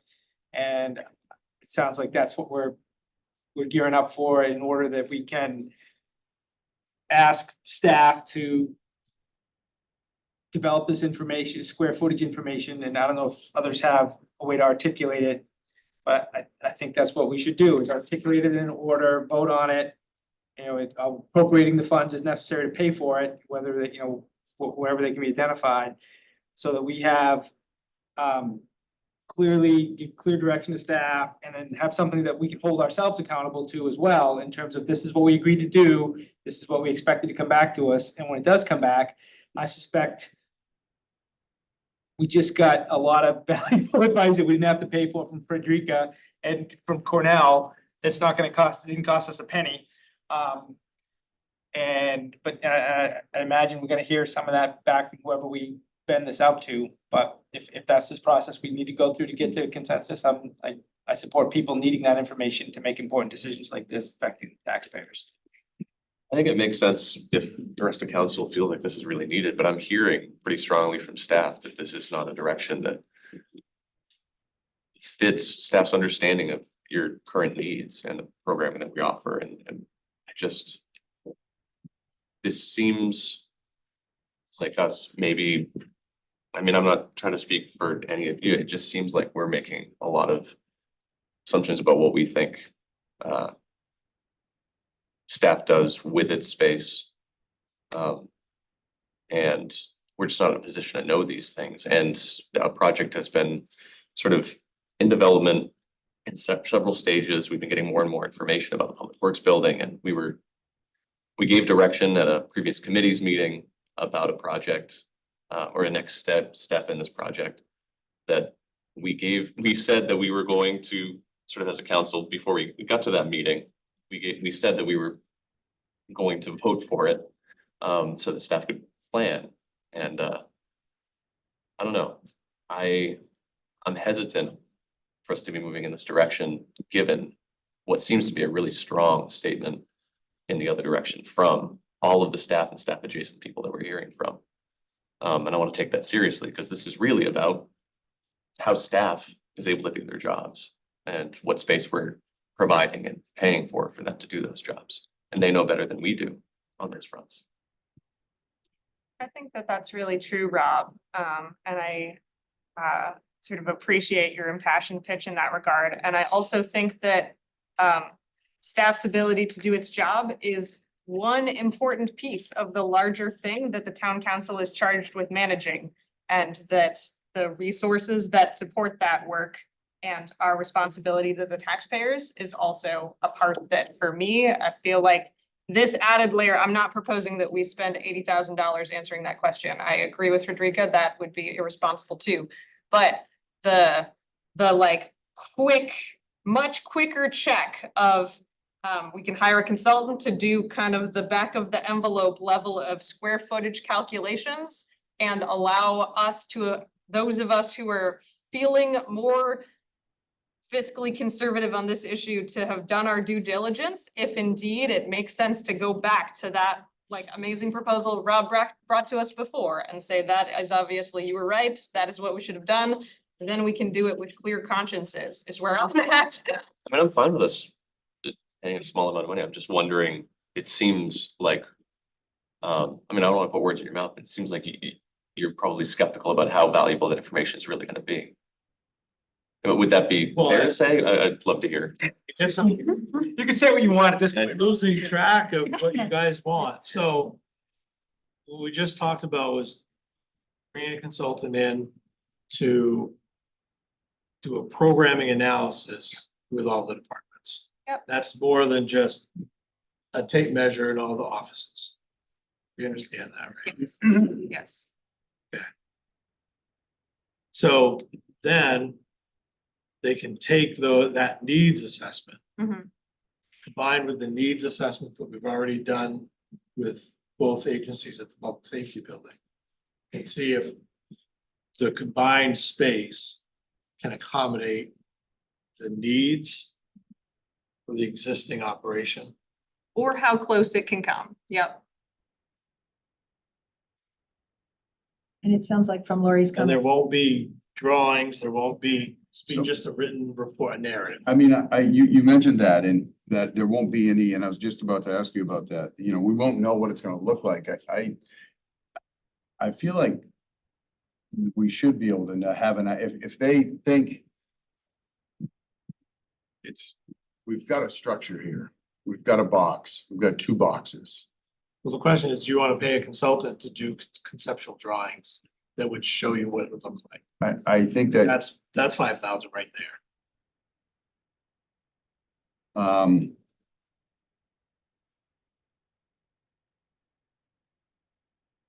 I think that's part of it, and whether that's how much that is, I mean, I don't know if that's an architect or if it's a design person, you know what I mean? Like, I don't know if it has to be this exact vendor, or if there's other vendors that do that as well. But I mean, Architect. The architect that we're working with right now, we didn't get that for what we spent over there, we didn't get anything like that. no, Yeah, and well, the that previous. would be the next The step. previous quote did have us getting that. Whoever that, I forget who that company was that we were working with, that we ended up not working with, but that was part of that first scope for them. True. But it's totally different scope. At any rate, So Leo, it's up to, I mean, you don't have to continue with Sebago at all if you don't want to. You can put it out to bid, wait 2 more months if you want. I'm not suggesting who the vendor would be. But if they are doing the analysis, and if they were to come back and say, yeah, we have the square footage, I would think they've got some kind of concept of how that would fit with what we have. And I just thinking like, Sure. out but loud they're not gonna about, create drawings. When architects make drawings, they put stamps on them, and that's an important thing. If they're gonna put it on paper, it's gonna be defendable. Rob, is it also correct that they probably wouldn't want to do that until we did some kind of structural Yeah. analysis of this building, because that would determine what the Yeah. layout would be anyway, so I think there'd be an in-between step Yeah. before we would get to those drawings anyway, Leo.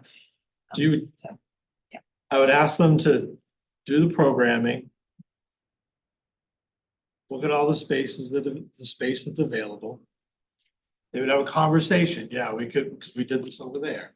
We could reallocate the stairwell area, we can change this, so we could make that work. An architect knows that, because he's not gonna create a drawing that shows that for you. Right. He'll write it in a narrative that you could choose to move forward with or not. Understood. Or the answer could be, you don't have room, here's why. And Rob, you said that we would be looking at this space program needs for all the departments, and I guess I just wanted to clarify, because based on Lori's comments, it sounds like it would be really important too, to be sure that we're real clear whether the library space would ever be available for evening meetings, or if it's pretty much already booked in the plan, and that's something we should know. Yeah. Meets on Monday nights, that's.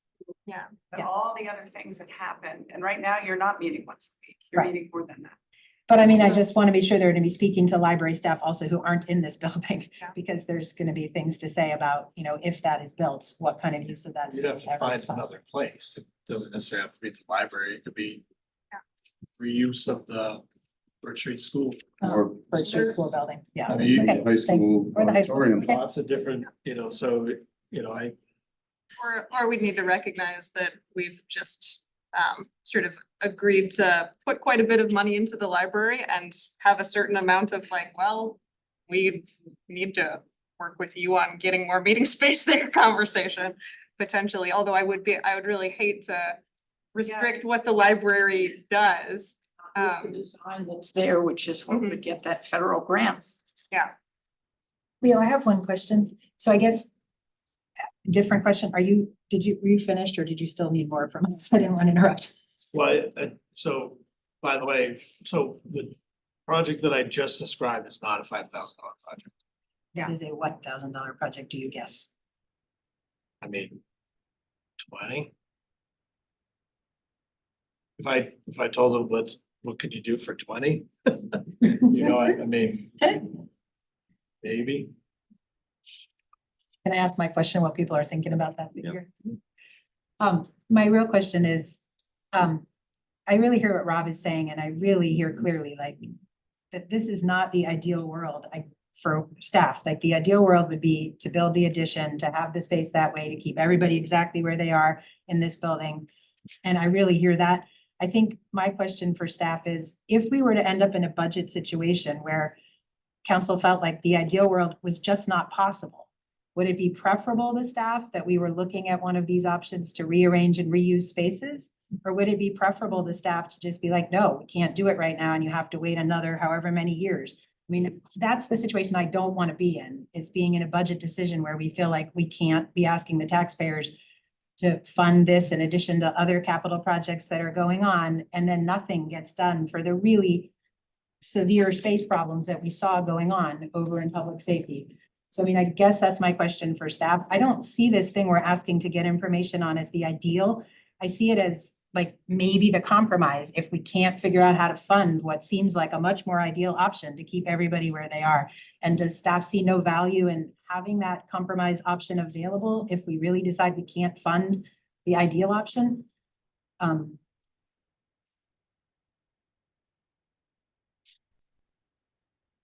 just thinking about where, this meeting room, just since I've been here, has regional transportation meetings. The fire department's in here for 3 or 4 days, all day on training.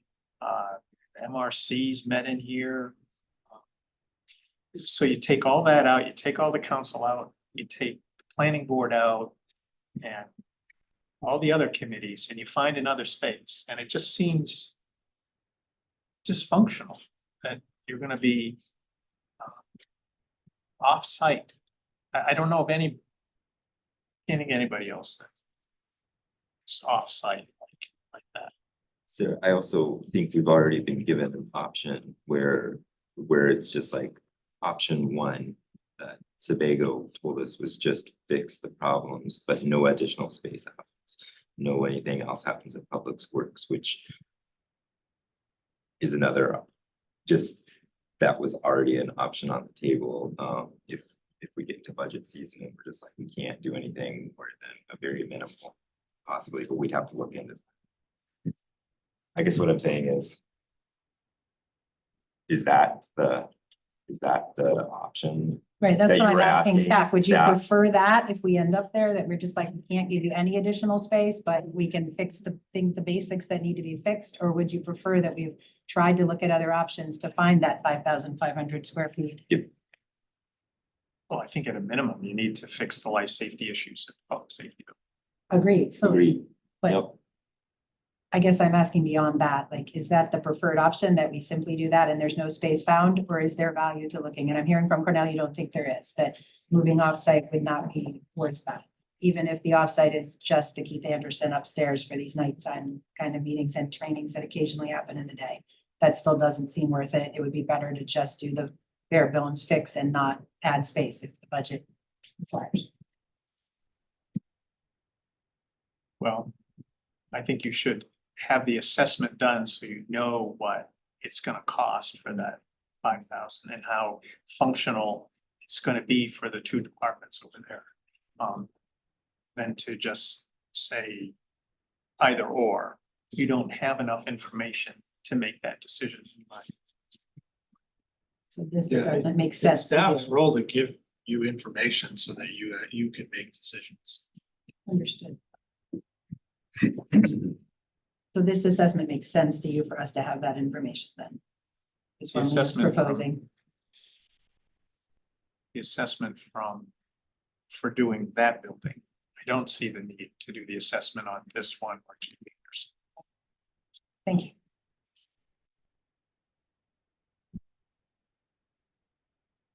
I'm curious what Matt's thoughts are on this. I kind of feel like there's, well, maybe in terms of numbers, there's sort of 2 who are like, well, we should not be moving ahead with this, and 3 who are pretty in favor. And I'm curious where Matt, you are. I'm at the point where I would actually really like to go downstairs with you. And I'd like to go downstairs with you when you're volunteering sometime and just walk around with you. Happy to walk you around. Yeah, As long as you don't stumble over all the Nope. boxes. that no, people are- I know. And I'm curious Because I about mean, that's just me and I mean, they would be delighted to I- show you. I am way open to being convinced, like of one way or the other. What I don't want is to get 2 different things I feel it was told to me one thing, one time, and then told the opposite the next time. That's my only, like, that's when I get nervous. And so I'm open to being convinced of like the impossibility of doing anything with this building. And I really know that the public safety people need help there. I think it's necessary, and I'm already convinced of that. I also have people voting. And I talk to people who are voting who struggle to pay their taxes. And they're people that I want to see stay here. I know that when people leave here, we won't have any issues finding new people who would just come right in and buy that house and be here because Orono is an awesome place to live. That is not an issue. These are people who have made a difference for years and years and years and years and years in this town. And I would hate to see them be like, well, now that I'm on the verge of retiring and I'm, on a certain pension, I'm gonna move to BZ or I'm gonna move to Old Town because we lose that bond and those people. And so I'm torn between, and so I personally want to make sure that if there is an opportunity to save $1 million, that we don't throw it out. But if that's an impossibility and I'm throwing, $20,000 away for an assessment, that's an impossibility, then I don't want to do that either. And so, but ultimately, if I don't feel I have enough information to make that assessment, I will ask for that 20,000 to make sure in my mind that this is an impossibility, because in the end, if I'm not getting enough information, then I'm gonna go get it. But I'm totally open to being convinced that we just need to move forward. And I wanna vote on what we're gonna do. Whether it's this at our next meeting where we're gonna vote, and I will be clear, and I'm open to people telling me what they think to help me assess it. So that's where I'm at, and that was longer than I needed to be. I think that's fair. I think, Frederica, obviously, I see you down there volunteer. I understand you're down there, and I think, but I also think this space, I'm sure, has just morphed as it's needed. People move, people take over space. I mean, it just happens in every business I've ever been in, that you take over, you do things. It doesn't mean it's the most efficient way for us to be operating. So I think an unbiased look at space, what could be used for space, make sense, and whether it's 20 grand, I think that's more than it should be personally, but that's because I'm cheap and I think everything should be cheap. I have So, no idea, by the way, how much. Yeah. I'm gonna give them a scope. He's gonna tell me. well, does it, to Dan's point, does it help you? Because we didn't do this last time, and I appreciate you went off and came back with this. Does it help you if there's an order that's very specific, or do you think just what's your? If I leave tonight, with direction from you, I can bring you something on the 11th that looks like what you're telling me you want. Awesome. How hazy are we so far? I just wanted to. How hazy is our direction so far? I just wanted to say in response to what Matt said, actually, your speaking a long time helped me because it helped me to sit there and go, you know what? There's a chance of being wrong either way, but I would rather waste the $20,000 than $1 million. So I think I would like the report and I would like to take a look at it. If it's 20,000 we didn't need to spend, I'm sorry and I apologize to taxpayers, but I'd rather be in that situation, I think, than not doing it and potentially be doing a project that we could have done for even $1 million less. So that for me kind of tipped me. I was going back and forth and then I'm like, nope, I think I just want to get the information. I'd rather take a chance on the smaller amount than the $1 million amount. So that's where I'm at. I want to see us get to the point where we can make strong decisions that we feel comfortable with, and as more than just a simple, strongly as a council. I would like to see us vote on an order before we send the staff off to do something. I'd like to suggest that people coordinate, really understand what we're trying to articulate, coordinate with Cornell and on a written order that we could vote on at March 11th with a estimated with a dollar amount. I don't, it's not clear to me what we're asking Rob to do. Maybe he took better notes than I did, but I mean, I think I'm in the ballpark, but I think, again, for our process and for people that tune in and watch, I think it'd be helpful for us to be on the record in terms of what we asked for. And so we know exactly what we're gonna get back in the end. So what I would do is take the list of scope that we talked about and ask Sebago to provide us with a proposal with a cost associated with it. Then we could take that to council on the 11th. Yep. So we would know exactly how much money we need to allocate. Mhm. And you could approve that, authorize Cornell to move forward with Sebago, and then we off we would go. I think that makes sense to me and I appreciate the step. But I think he's saying he's good to go and go do that. You're saying. No, well, we could authorize he can't do anything until we authorize the funding anyway. No, what I'm trying to do right now is get enough information and consensus so that I can go to the consultant and get a proposal to meet that scope that you would be approving on the 11th. Yeah, Rob, that works for me. is what you currently have, you read back to us about getting a program assessment for every program. Well, I'm gonna do it again. Yeah, space analysis for every the- program. I just want to, program analysis, space analysis, 643. and also a look at all of the buildings that could be used for that, whether that's here, Keith Anderson, or some discussion with any amount of space in the library on any evenings. Is that correct? What we came up with, or read back what you That's have? new. Okay. So tell me, this is what I'm at where we left off. I don't know. So at a minimum, they would come and do a programming analysis for all the departments that are currently operating out of the town office. Including planning board, the administrative stuff. They would take that.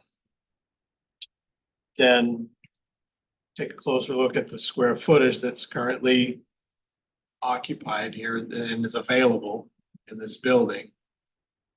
And try to understand on a very high level if the total square footage could accommodate the needs that they established based on these programming analyses and the existing ones that we have for the two agencies at public safety.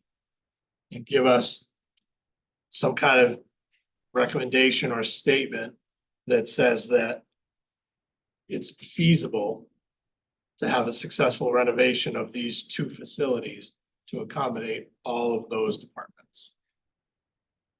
Dot. But not to include potentially anything overflowing elsewhere. So nothing overflowing to. So potential Keith what it can Anderson tell you or- is if, obviously, if you're gonna reallocate this, there would be a list of things that are gonna need to be accounted for in some other Okay. arrangement. That seems to capture what's been said. That, I think that's what is in my mind.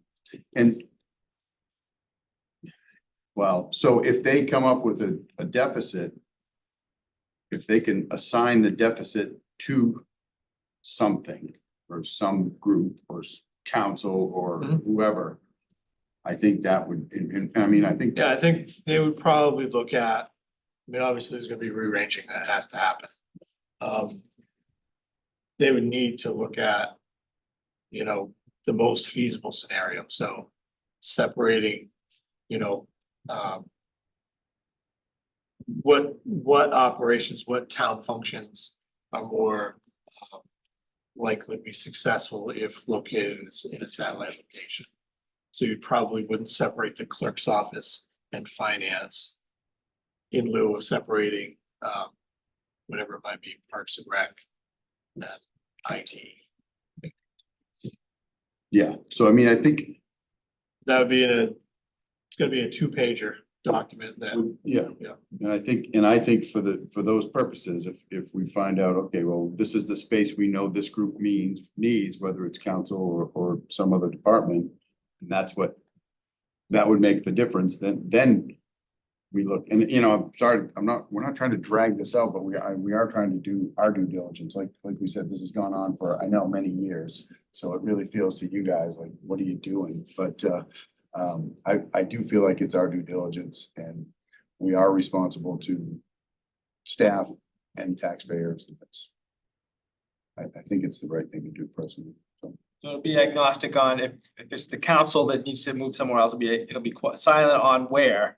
It'll just be like, this is what you get if you decide council can move somewhere else. I yeah, would like hope if, if there are conversations that happen in the context of their program evaluations that have a list about this is where something might move, that those notes show up, but not that they're required. I mean, they may come Yeah, up in they- conversations that they may have suggestions for, it appears that this space might be a space where this can move. I would love those if they come up. Yep. Otherwise, we have to figure that out ourselves. Yep. Thank you. thank you. Waterville. They meet offsite. Hmm. The whole thing, go quick, go home. It's been a long way to drive for council, A long way to go, Cornell. but they pay a lease to That's a long way to go. they pay a monthly rent.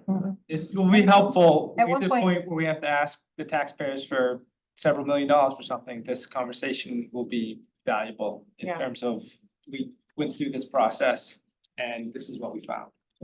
Thank you. Thanks, And Rob. then to be clear, the other part is just on hold, Yes, the public safety building. Yes, thank you. thank you. That was easy.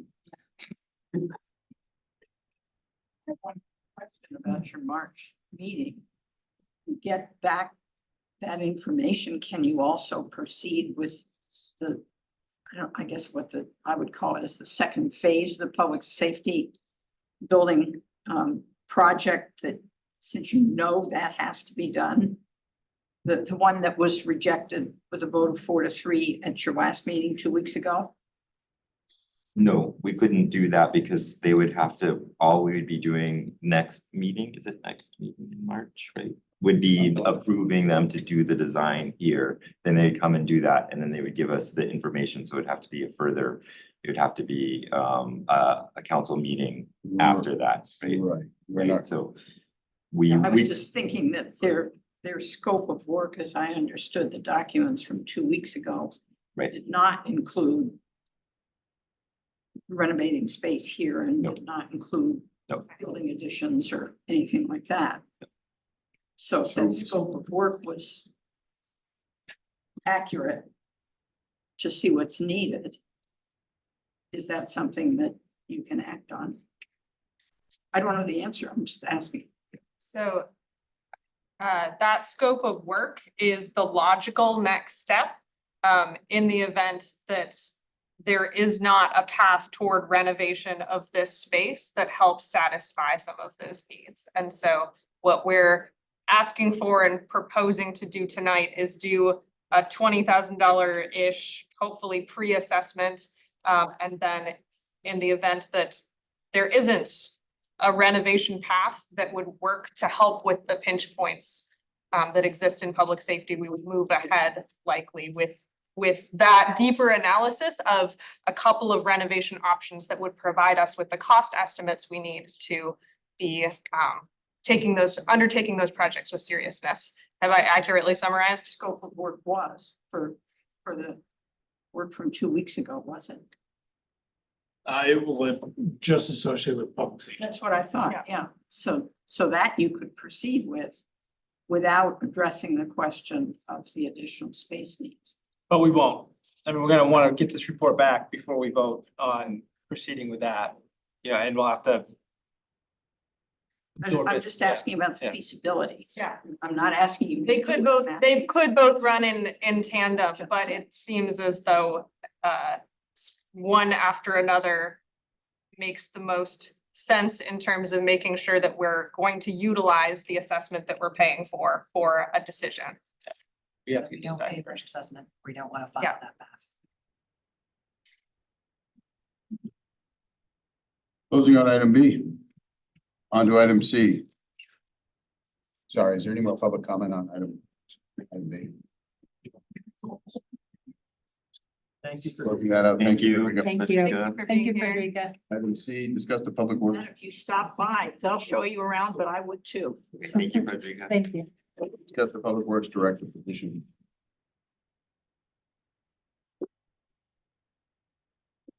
So Rob's leaving. Yep. Congratulations I- on the new I- job, Rob. We'll miss you. Put an ad in to start the process for replacement, and it was mentioned by a few counselors about discussing whether to wait for the new manager to be in place, so that's why this is on Yeah, the agenda. okay. So this is, I guess I'll go because I was the one that mentioned it. I think there are sort of two sides, and I guess I'd like to understand, maybe not necessarily at this meeting, or maybe at this meeting, but from Rob, what it is that's, one, I think obviously we want to understand where. I assume we didn't get this, that software is not up and running, that we just purchased. That's not gonna be something where someone comes in and says, oh, here's where everything is, I assume, because we barely got it going, correct? So there's some level of handoff, and I think council understanding big picture, where are things? But with regards to hiring and how urgent it is, I think there are two things. One is hiring someone that is interviewing for a job who doesn't know who their boss is, maybe is not the most ideal situation. So my thought was for delaying this hiring, one, to allow our permanent town manager to be in position and have that person be able to choose who they hire, but also, and maybe Rob, you can speak to how you would look at it if you were the one applying, how relevant it is who you're working for and who you're working with. So I think that goes both ways, that I'm concerned about hiring for someone that's gonna take this new position, and it's a critical position, obviously. Works probably closest with our town manager, at least historically has. So I think a new town manager might want to be afforded that ability to do the hiring. And the other side being, people that would apply might like to know who they're ultimately going to be working with. So I think those are both factors that I think why I'd like to kind of discuss the possibility of holding off on hiring a permanent replacement right away, getting that, trying to do that immediately. And I guess maybe just add that a third consideration I'm thinking about is obviously being short-staffed and having months delay filling a really important role probably presents some real challenges. And so, hearing about that feels important to me too.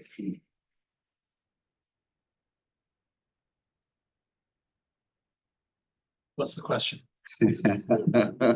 I think, Leo, So go ahead, sorry. were you, so I'm just trying to follow. Are you suggesting that we'd hire an interim, or what are you suggesting? Because I can't imagine we can function without Rob's position. I'm just gonna state out loud, I don't know how we would do it. So I don't know what I you're don't- actually asking, I'm trying to understand. I don't know, Rob can obviously speak to that. As far as the day-to-day functions of roads getting plowed and the, lawns getting cut, for that matter, if we're out into that far, I assume that function doesn't rely on you for the most I part. have a fantastic staff that can handle That's themselves my when it comes to the operations assumption. side of things. So if we elevate someone, is that what you're thinking? Like you elevate someone to the interim role for 3 months and give them a stipend? That's what the university would do. The university would, just to put on, this is what I know. I don't know town manager stuff. I know university administration stuff.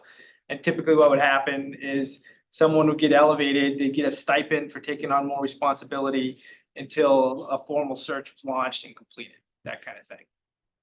So perhaps a relevant question is, based on current staffing, could Public Works function with existing staff being sort of appointed to interim directorship in order to allow a couple of months delay to get a new town manager to be part of the hiring process, as Leo has flagged as a possible question. So I think, as long as that is well communicated and supported, then, I don't know that it's necessary to per se promote somebody, a specific Sure. member of my leadership team. They're all, so since the day I announced this, I've been working on with Cornell, with all the department heads, kind of thinking about a transition plan for things to continue on March 18th. And so, and that, is basically taking everything that was on my plate, spreading it all around town. So, as far as the operations side of things goes, yes, my staff is 100% prepared to continue to do that. We've worked on the facilities side to put somebody in place. The two public works foremen, Mike and Adam Smart, don't need me. Megan Hess, you well know, is a extraordinary employee. So they will be fine. The rest of what I did every day is falling on other department heads to kind of pick up the slack. Some of it we're just pulling away from. And so that part of it, the expectation would need to be that some of that stuff is going to slow down a little bit. Things are going to fall through the cracks. Stuff that small to mid-sized projects that I would have been intimately involved with and moved forward may take a little bit more time to move forward, or maybe you have to be realistic about the workload. Public Works this summer, so there would be things like that to consider. That's where you're going to see, and the reality is that other department heads are having to pick up additional duties that I would have handled. So Cornell, you suggested you would put an ad in to search. So that seems like that's customary, even during a period where you have you're losing a key municipal staff leader. It seems like it's based on what you recommended. I'm assuming it's customary to just go ahead and fill it and not wait around for whoever the long-term town manager is going to be. So I think I saw a little nod of the head in terms of that would be customary. Yep, put an ad out, see what you get for applications. March, I think you have a better chance of getting good applications than when the new manager starts in July. Yep. Starting a hiring process in the middle of summer. We Like a good time. I think the statement on leadership transition that we endorsed in November applies to Rob's position too. We talked about prioritizing services to Orono residents. We talked about valuing Orono municipal employees, and it strikes me that unless we have an alternative to a search that kind of has the capacity, that it feels like providing that, valuing the employees that we have and giving them the support they need, and not asking, I don't know how much we're asking Mitch to do, but it just feels like we're splicing these things up. The more we splice things up, the less we value our own employees in terms of the commitment we made before.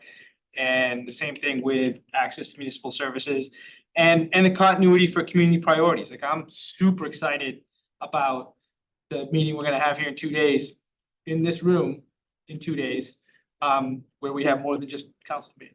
I'm teasing you guys a little bit. But the public meeting we're gonna have here in a couple days, I'm super excited about that. And it takes staff and staff leadership to pull those kinds of initiatives off. So, I mean, unless there's I see Leo's point about having the new manager make hire their team. But at the same time, we don't know how long it's gonna take for us to get that person in place, so I was, Sold. I'll buy Dan's logic. I'll stop that. So you can stop now, Dan. Yeah. I 100% agree. I really would like to see us go ahead and list this position. I think I don't want extra burden getting spread out on staff any longer than need be. We're gonna miss Rob severely when he's gone, and I know he has excellent staff who will keep operations going, but there's a lot else that Rob does, and I would like to see it listed. I also appreciated Cornell's comment about the time of year when it's best to hire, and we want to respect that wisdom too. So I'd like to see us listed. I agree. I think it was a good question, though. Yeah. I agree. It was a good question to ask. Agreed. Very good. Can I just add that I think it's important to listen to what Rob said about the idea that we are in major transition right now, and the level of things that are coming out, it's getting, it's extremely difficult to keep up with everything that we do every day, let alone all the extra stuff. Without a full-time town manager, without assistant town manager, without there's lots going on, and we're trying like heck to keep the balls in the air, but it is difficult. And I think sometimes that falls through the cracks as we have these conversations about all these different things, and every extra meeting, every extra thing is one more moment that we are a small group of people that are doing these things, and it spreads across the whole staff. And so I just hope that you guys understand that we are stretched. I can't even say thin, it's like paper thin right now. So just be aware of that as you're going through these thoughts. Not that we coming to a screech to halt, we're all trying to do our best to make sure that everything is getting done. There's no drop in service, but it may happen because we are super thin. Thank you for Appreciate that. for all that you're doing. And I appreciate and I'm glad to hear and that it is operations is not unlocked, but I do feel good that the staff you have in place. The public works operations is still gonna happen. What I do wonder about, I guess, are the Route 2 project and the paving jobs and this whole thing we just talked about with the public safety building in this building. Who picks that up? Because even if we advertise and do all of that stuff, that person still doesn't show up for whatever, 6, 8, 12, whatever, however many weeks. So, not who picks it up, but my question is I don't know that can fall on, maybe it can just fall to other staff, but my hunch is no. But I think it's us, I think it would be helpful for council to have a clear understanding. For example, on the Route 2 project, is that, the state's gonna come and present, are they gonna, do you not have a huge, does the town not have a huge role in that just at this point? So that's kind of okay, and we'll continue to do what it was going to do? Or does that take somebody from staff that has to be involved in that? Like I said, Leo, I've been working on this for a couple weeks, and Mhm. these projects are, Cornell and I are working together with everyone. Megan Mazzilla's picked up a few things. Mitch, the DOT projects, has agreed to take Stillwater and the Route 2 project leads. We still need to work through who's gonna become the point for the public safety project. I'm working with Lori on the library project. I mean, we're working through it. Thank you. What's the fastest we might have someone is if we were really lucky.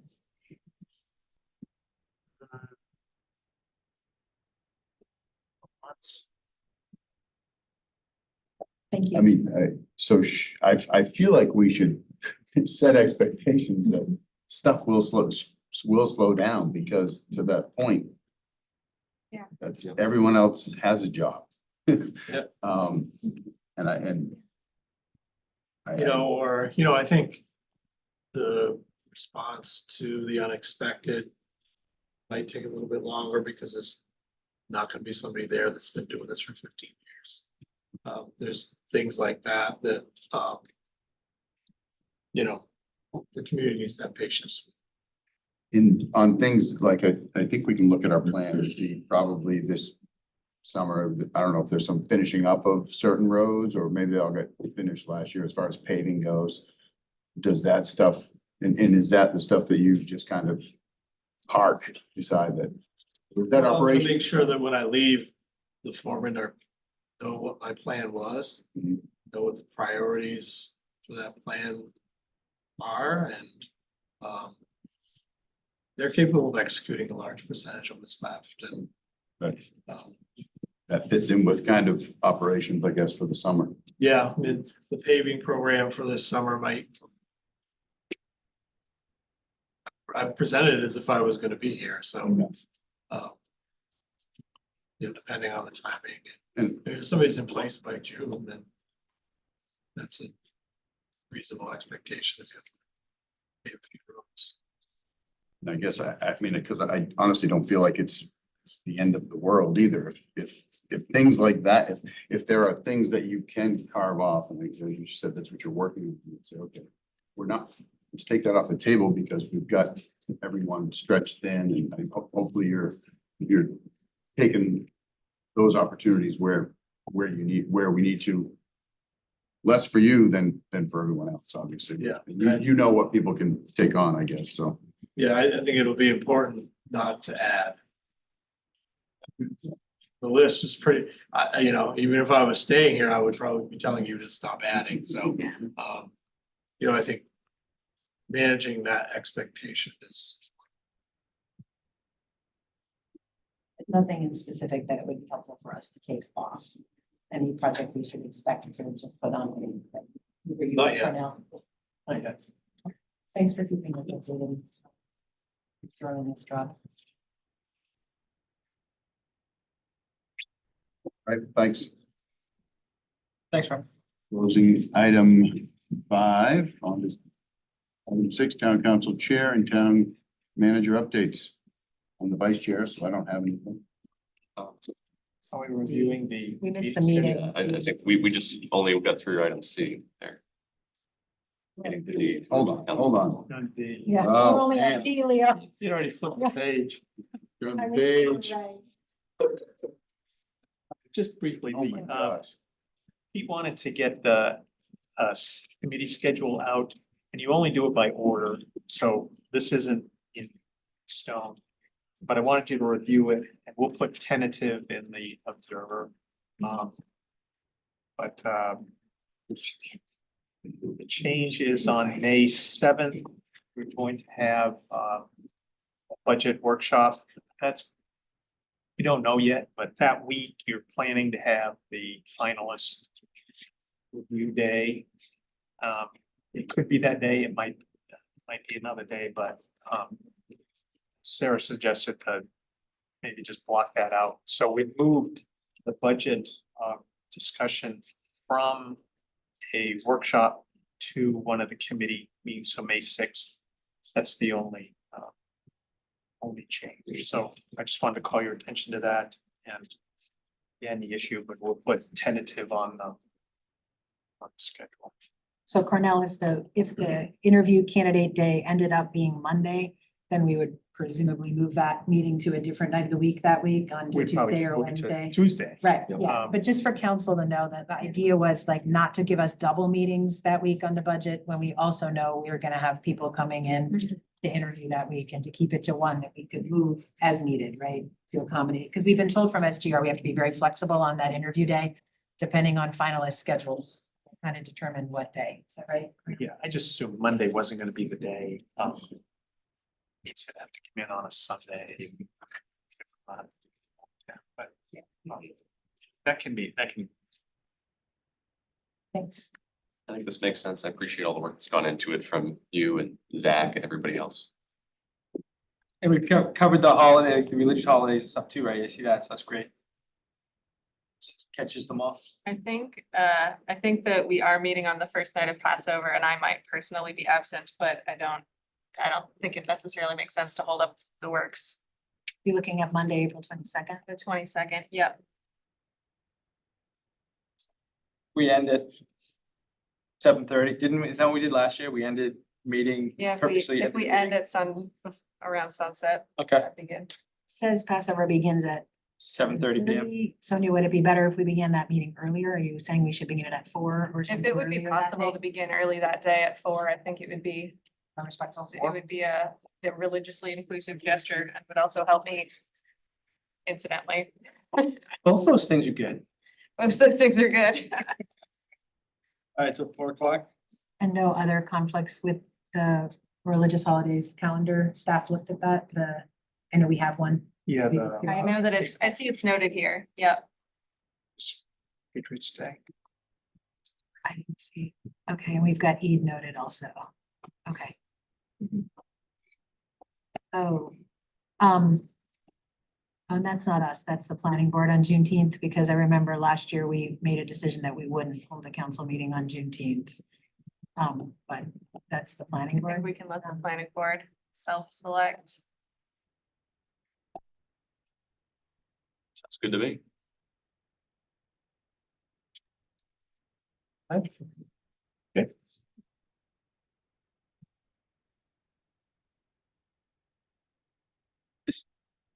it? So that was item D. Yep.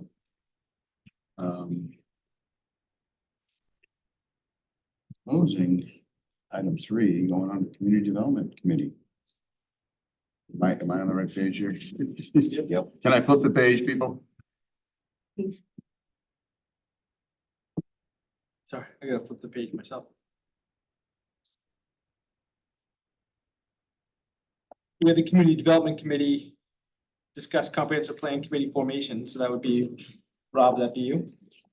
Suppose so. I'm wondering, if Mitch, you wanna take it away?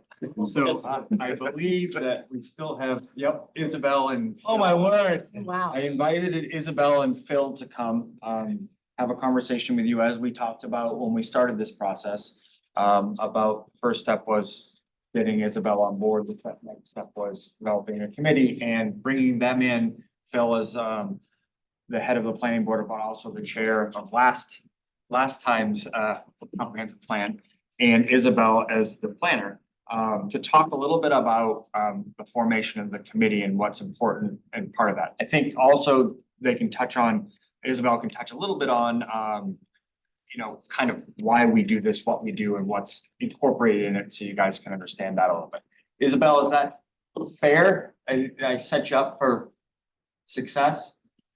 Yeah, so I guess I'll just sort of summarize the memo that was included in the packet.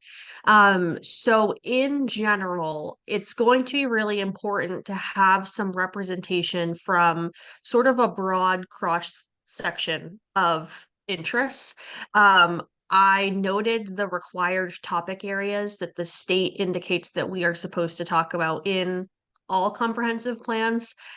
So that's like population and demographics, housing, the economy, natural and water resources, agriculture and forest resources, historic resources, recreation, transportation, land use, and then sort of the fiscal capacity, public finance to really make the other chapters of the plan happen. So in general, this is sort of building on some recommendations that came from a manual that the state planning office put out in 2005. The town of Orono's former planner happened to be the director of the state planning office at the time, so that's helpful information to have. So he put out that manual and it talks about sort of some general recommendations about who might be included. Again, that is from 2005, so there's a couple of things that are out of date now, based on some changing norms across the state. But I started with that in my memo, and what we talk about is typically no more than about 15 members. We start with 3 to 4 planning board members, who I should add, many of which of your current planning board members happen to have some of the representation that we kind of need. There's someone who is more familiar with natural and water resources on the board. There's sort of a broad cross section already. But then I also recommended, you know, an OEDC representative, a historical society representative, or another historic preservation minded person, maybe someone from the land trust or the tree board, some local landlords, local business owners, a university representative and an RSU representative, and then affordable housing perspective, either someone with professional experience or someone with personal experience. And then a couple of certain staff members that would be involved in sort of a ex parte non-voting capacity, just to provide the expertise that might be needed in developing some of the chapters and some of the recommendations. I should note that in general, when you're developing comp plans, it really brings in staff from every department, but some people end up touching a lot more chapters than others. So those are the ones I've noted in the memo. And just in general, I think that there is a conversation that needs to be had that's sort of, as I mentioned here, the state has a number of required topics that need to be included. And so while broad representation is important and people are going to be acting within sort of the unique perspectives that they bring, it's also going to be important that these people have commitment to serving in the public interest, not necessarily just in their own self-interest. And the elephant in the room is sort of the time commitment here. In general, this is going to be almost a 2-year long process, and we'll be meeting for at least once a month. But in phase 2, when we're doing public engagement, that really ends up ramping up to maybe 2 or 3 times a month. So we just will need to ensure that there's some care taken to make sure that the appointed members or those who might apply understand that time commitment. And so that's sort of the perspective that I'm bringing here.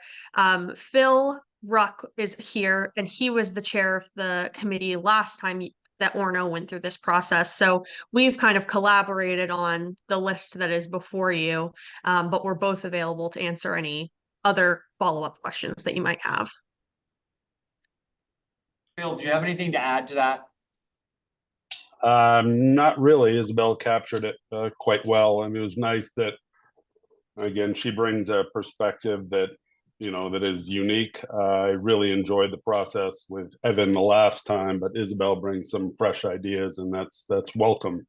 Again, to get a little different spin on the process this go around. But yeah, she captured it well. Her proposal was quite thorough.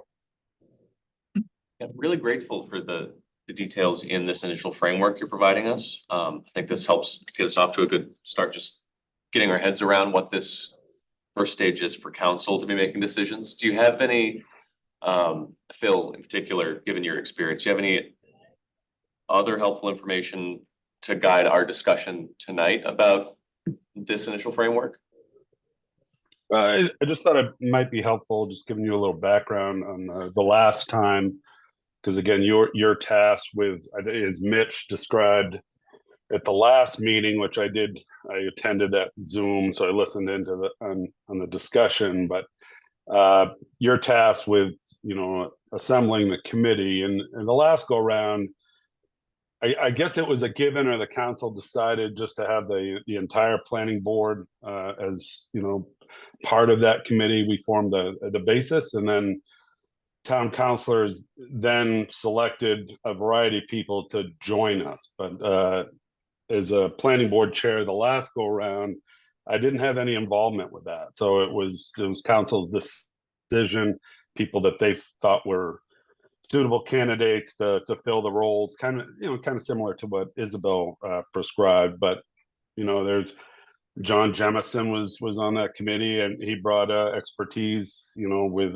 you know, food systems, those kinds of things. So that generated good discussion. Dennis Cross was a great help. You know, again, he's been around Orono, so his perspective was welcome as far as, you know, some historical ideas. But then he's a landlord. He's been around, you know, been on the water district, so he had a really good, you know, perspective that opinions that he brought to those meetings. So again, I just wanted you folks to know that that's how it was set up the last time. But Isabel's spin on this, I thought was great, having other people, OEDC on there, that, those kind of folks. I thought that made sense. So this is a little different from the last time, how we set it up, but I had no issues with the makeup. And I made a couple comments that the planning board members, I went a little heavier on that. She proposed 3 to 4. I do think there's many members. We have in my opinion, we have a good board, and there's people with a lot of different, varied backgrounds that could help in that discussion. Thank you. Any councilors have any questions for either Isabel or Phil? I have a question. Well, first, thank you for staying with us this late into the evening. And Phil, I hope you've learned some tips on how to run a fast, efficient meeting. Yeah, no, this has been great sitting here in Vermont in a hotel, because I'm working out of state this week. But yeah, good times. Good times. And Isabel, congratulations on the contract. We're looking forward to working with you. Phil, do you think, did I hear you say that you were not, it felt like maybe I inferred that there's a role for you to play in helping the council identify some potential participants in this? Is that something you kind of volunteered to do with your comments just now? Yeah, I'd be happy to help in this discussion. I've listened to the council. You spoke on several occasions about the importance of this plan, and I agree. It's a significant endeavor, and it really helps to have people sitting around that committee table that are going to add to the discussion. And it worked really well the last time. We had some lively discussion, and we did a lot of listening to throughout those meetings. And having a good committee makeup is important. But I'd be happy to help in selection. I've got a couple names that come to mind right offhand. But again, that's for the council to decide if there's any people that with specific expertise that you might want on the committee that follow Isabel's guidelines. That's fine too. However you want to play it. Yep. Thank you.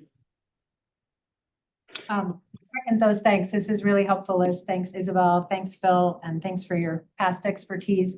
I've heard terrific things about the process last time. I didn't get to participate, so I'm really looking forward to this round. It was wonderful. Yeah.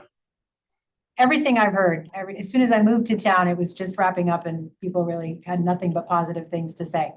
I had, I guess, a question for maybe council and also maybe Isabel and Phil, and then maybe a suggestion. I was wondering, looking at this list of the categories where we'd be looking for members from, if it made sense for, especially looking at the hour, but just in general, process-wise, would it make sense for council to send thoughts of people who might meet these categories to Rob in his role as chair of this committee, and for him to take that list and meet with Phil and Isabel and staff and whoever who have other folks they know in town who might fit these categories, to then bring back, more suggestions, sort of compile those into something we could talk about as a council in an executive session about who we might approach to serve, was my process suggestion. And my question was, when I was looking at these categories, a couple things I remembered from previous council discussions that I didn't see exactly identified. And I wondered if Phil and Isabel and Mitch and Cornell and everyone who's been involved in these before thought they would be useful categories to think about. One category was, I know we've had members of the public come and speak about accessibility issues, and it being really important when we're making these plans to think about people with disabilities and mobility issues, and be thinking about that consciously as we're designing how our town will be going forward.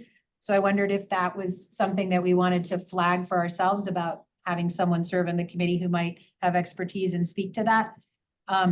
And the other one I wondered is, we've had a lot of discussion from the community around walkability and bikeability that came up during winter sidewalk discussions and Route 2 corridor discussions. And I wonder if we want to flag for ourselves, being sure we have someone on the committee who we think, really is invested in walkability, bikeability in town and speaking to that. So those were my two category questions to Isabel and Phil and council, I guess. I think those are two great additions, actually, so. Sure, both of those we've heard from throughout the last couple of years, and I think that's great that you captured that, actually, so I appreciate that. Isabel, do you think that those two suggestions could fold easily into the outline that you've laid out for us? Yeah, I think that's a great idea, and I appreciate you bringing some more of the perspective from past experience here as well. Can I be clear on, were you thinking 2 additional members? Because the only concern I have is just having an unwieldy committee. So again, the numbers of participants, you just, in my opinion, and based on past experience, the committee just can't be too large. Again, if people can have dual roles, like Isabel had mentioned, I think that would be more efficient. But I'm a little leery of just adding, two additional members. So my 2 cents. Thanks, Phil. That's helpful. I was sort of hoping we could find folks who might represent more than one category. Yes. And I did, the numbers on Isabel, she had said 15 members max. And I think, Isabel, am I right that the numbers you provided here add to 14 if we go with your higher of 3 to 4 and 1 to 2, and actually only add to 12 if you went with your lower? Is that correct? Sorry, I was trying to do some quick math in my head. I think you are correct. Yes. I mean, I just want to say I'm committed to keeping it to 15 or less, as your guidelines suggest. I wouldn't want to suggest going over that. I just thought we had a little bit of room in there still to maybe look at some other categories that might be important. I do wonder if the walkability, bikeability fits pretty easily into transportation, but I suppose they can be different. Probably walkability and bikeability. I know I have someone that pops into my head, and probably everyone else does, who may not be as, I don't know. I feel like maybe transportation, I don't know if it's public transportation or just roadways. We have public works for roadways, and So I think the other thing to remember is that even if for some reason this person that's popping in your head doesn't want to give 2 years of their time, there are opportunities to have those people engaged in specific parts of that conversation to be able to give that perspective. So, I'm not suggesting that we don't do that. I'm just saying that there are other opportunities to make sure that we invite people specifically for parts of this discussion that would affect them in other parts. And that's typically what happens when you have folks that have personal things that they want to see, right? Is that they want to be on the comp plan committee, and then they realize it's a year and a half. We're only going to talk about this thing for this much time. And okay, here's where you can engage that and give that input. So I think there are lots of opportunities here to try to figure out how to make that work too. That's helpful. I do want to point out too that walkability was an enormous concern, discussion point during the last process. And we spent, as Mitch said, quite a bit of time at specific meetings in that inventory and analysis phase 1, inviting in local experts. So perhaps, as Mitch suggested, that might be an opportunity to involve our local experts, but without them having to commit to 2 years. Because Isabel mentioned it, you folks touched on it. 2 years is a long process, and I understand volunteerism, and I applaud all the people in town that do that. But I just want them to understand that that what's needed, that commitment to hopefully see it through, because it's important to attend the meetings and to have the discussion. So again, it 2-year monthly meetings might not be for everybody. So we do need to know that going in. I appreciate you re-emphasizing that as we make these decisions. I think we'll need to be very clear with people who are being considered that this is a long haul thing. And Sarah, you were talking a little bit about process, And I had a little snafu with my laptop as you were talking, so I admit I didn't really catch it. She just gave you a lot of work is what she did. So. Yeah. You ready? Yeah, I just dumped the I whole heard thing on something you. about. All in favor? Yeah. If you could just repeat, maybe in short, your comments, Um, and then maybe sure. we should talk about our next steps. I was just suggesting that in the second list that Isabel provided there, the one that, I don't know, there were two, but the second one that starts with the no more than 15 and has categories, that maybe all of us on council, if we have thoughts of who might be a good person to serve on this committee in each of those categories or any of those categories, and maybe also including the accessibility or walkability, bikeability issues, that we send those names your way and that we delegate you to work with Isabel and Phil and staff with all their suggestions of who might also serve, and to bring that back to us in some executive session where we look at those names and then decide who to approach and invite. That's just my thought. Also, we should probably put a public, do you want to serve thing out on the website, and here's what it is, and if you'd like to serve, let us know, but I hadn't mentioned that before. I think both of those make a lot of sense. I also want to say I'm in the middle of, I mean, I'm not campaigning very hard, but I may not be on this council in this next month. Depends on who gets elected, so somebody else might need to take that on, but for now, planning or intending to be here, I think that makes sense. I'm happy to take on that bit of workload. So I will expect emails from you all. I don't know, what's a reasonable timeline, do you think? Any recommendations? The question, and we've talked about this, and it may not be able to work out this way because time is time, right? Is that the original idea was to try to get something in place by March, to put people on by March 11th. That seems like a really condensed timeline. So I think the next opportunity would be the April meeting. So I think that you don't want to let it get too far out so that we're in the same position again, but the opportunity to really look at that, probably April at this point seems to be a more reasonable timeline. All right, so to get to that, where April we would be appointing. Yeah. Yep. We have to have a special council meeting sometime in March, like the second, with some committee meeting in March, will have to be a special council meeting. So that we can have an executive session to go over the names. Yeah, I would think. So should we aim at one particular date by which people should have recommendations into me? For me to consult with staff about and get something together for us to look at in that session? 1 week? 1 week. Yeah, it's fine by me, so that would mean, sorry, I have something in my throat. Day before the election. Yeah. Fourth. So let's aim for next Monday, the 4th, if you want to have your recommendations to make. So, I assume these recommendations aren't going to be cleared with the person that we're have in mind, But I or? think we'll probably have to reach out to them. I mean, I want to compile what we all. I mean, so we may need 25 if we're looking for 15. Yeah, don't be These are gonna don't be- be stingy with your recommendations. This is names people think that we think of who. would- I'm not gonna vet them first in terms of the 2-year, okay, I don't think so. got it. And then we'll talk about next steps too from there. What meeting might we have the special council meeting on? Since you're the wizard of meeting schedules now for the next 3 months. Let's see, trying to remember what I said we had upcoming. Maybe 25th. Of Of March. March 25th. Which is. Okay. Is that the same one when we're getting the budget workbooks? I'm looking at the wrong. So. Talking about March. I'm looking at it, well, I'm too far ahead. Thank you. Okay, I'm like, wait a minute, I'm scaring myself. Yeah, okay. So March 25th, thank you. Thank you. All right, I think I'm ready to close this item out. Is there anything else that Isabel or Phil you wanted to say? Thanks. All right, thank you. Oh, sorry, Isabel, were you gonna say something?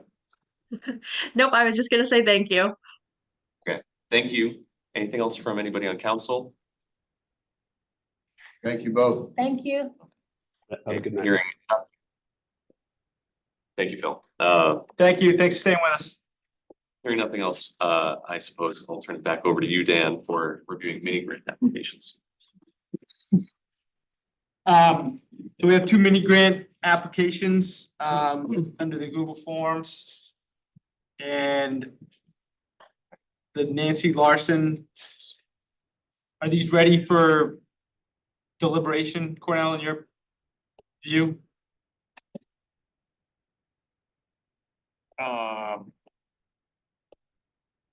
Didn't hear any objections from staff, so I would assume so. I have a Call quick them up, question. I'm How sorry. much do we have left? Well, toxins. I haven't been writing. Don't know off the top of my head. I can probably do a quick But it- calculation. it's like how many? Four. Yeah, I Okay, think I so could go let's, through them. so we have about 6 left. All right, so the first one, let's do, the one from Nancy Larson. So, she's asking for music and dancing prior to and after potluck on May for Kodbita, means anchor, a cultural symbol of freedom. And she's asking for $950. Is anyone familiar with the group or? I had an email from Nancy talking about it, but other than hearing about it before she submitted this grant application, I'm not familiar with the group. They sound cool. Fiddle, button, accordion, balake, some instruments I haven't really heard of before and none that I play. I am something of a vocalist, as you might expect, and some would say a pretty good dancer, but I think. Your mom. It sounded to me like a really cool opportunity to learn about instruments and a different style of music than we get to hear every day. No, it wasn't clear what the money is for. Is it to pay the? Yeah. It's the musician? group, it's in the musicians. section, she like delineates it's to pay the group's fees and travel expenses. I was gonna put out that, this date in May would be as we put it forth now, would be the final potluck date for the year. So it might be nice to have an extra big celebration thing. She was talking that this might extend the potluck time a little bit, like dancing might continue later. We had talked as a council about maybe having something in June outside somewhere in a barbecue thing. So if somebody in the community wants to organize that, I think that's great, but I'm betting council bandwidth to organize would be small in June when we're heavy in budget season. So I would love it if a community member wants to organize an outside June event, but this could very well end up being the final one. So I did look at it and go, oh, this could be a really nice, big final send off until we maybe come back and do them again next fall if we decide to do that. That's an important scheduling note. A June potluck was on the calendar that Cornell sent around, so we should scratch that off. Take that one off. If- Well, it was been tentatively on the list if anyone decides we wanted to organize it, but we had never committed to it. We Yeah. committed through May. And we said June was tentative if we wanted to organize something outdoors, so. Want me to put tentative or I'll scratch put it? tentative for now. Tentative, great. But anyhow, I guess that's just to say on this application, I did look at it and go, oh, this could be a really fun time to have an extra big, Yeah. celebration to end. Feels really consistent with the purpose of the whole. Yeah. To me. It's for Yep. intended to be really inclusive for everyone to enjoy. And it does seem like it brings music from a part of the world that a lot of us maybe don't know much about the music, but we certainly hear a lot in the news right now about Ukraine, and it might be nice to have some connections to celebrating some of that culture. It says Poland, Ukraine, Bulgaria, Macedonia, right, for countries. That sounds really nice.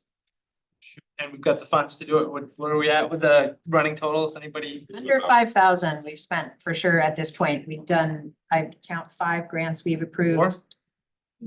Yeah, we're under 5 for sure. We're probably closer to 4. So. Let's do it. Okay. Yep. The second one is, and thank you for Nancy, if you're watching, for your suggestion and supporting the potlucks. The next one is from Harlan Ansrud. Ansrud. Yeah. Thank you. And it is for the primary purpose of this project is to provide an ongoing opportunity for regular exercise, talk, fun, and public service among active seniors in Orono and the surrounding community. The primary target audience is active seniors. All members of the community are welcome and invited to join in the regular walks, coffee hours, and potentially additional activities. The group will initially meet every Monday and Friday. Participants gather at the library at 9:20 a.m. It'll start a half hour walk at 9:30. Coffee hour starts at 10, for Sounds great. I think it's a continuation of kind of what our rec has sort of already started that does every. Tuesday, right? Is it every every Tuesday? Every Tuesday, except for the last Tuesday of the month, and we try and plan something fun, whether that's an activity there or an excursion. So I love this. Yep, I like it too. It's got a great name. Geezers and Do we, sneakers. do we, here's the thing, do we wanna fund the extra 200 for T-shirts so that those who make it 25 will get a geezers, T-shirt? a geezers and sneakers T-shirt as an incentive? We absolutely do. I think so. Yeah. Still under 1,000, right? Yep, Yeah. it's, It is. yep. Yeah. 60. You I okay like with that. the user shirt, all right? Yeah. The motivator. Yeah. Put these on. I wanna see those all over town, Lucas, you all right with it? absolutely. Lucas is good? I just Do it. wanted to ask one Yeah. question to staff.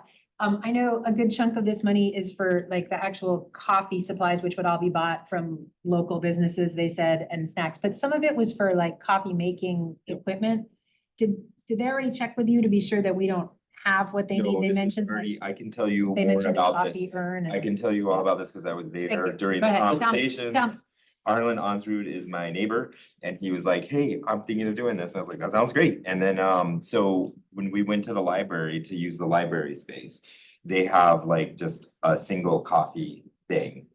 Where it's just the little packets and they're expensive and they were like, well, we don't wanna do that. And so there was no coffee equipment at the library at all to make big, like larger amounts of coffee. And so when they talked to the staff, they're like, could we do this? And the staff said, yes, we'd have to keep it in this closet.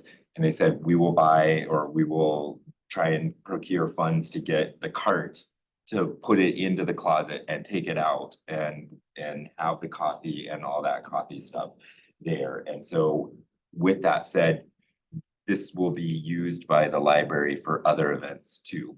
And so it's now gonna be part of the library permanent stuff. So it's not just the geezers, it'll be for whenever they wanna have a bunch of coffee at the library. That's So- great.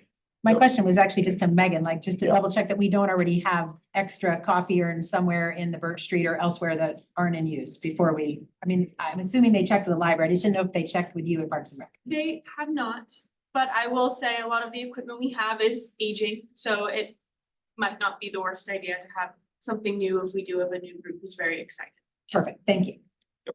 So that's the. Good. It sounds right in line. They're already doing it. We need full disclosure. Full disclosure, full disclosure, he's my neighbor and he came to me and I was like, this is awesome. I I love don't wanna see you walking on Orono in a t-shirt.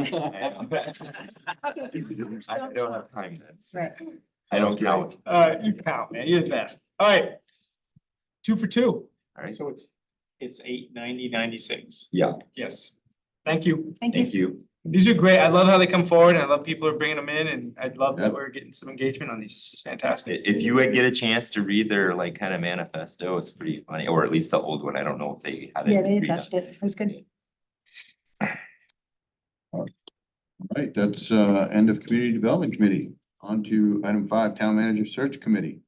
So we had originally said that we would do this only if we had time tonight, and I'm aware that it's 7:45. And I'm perfectly happy to punt this till next week if Cornell thinks we'll have time for sure next week. We can't really punt it beyond that. Will we likely have time next week?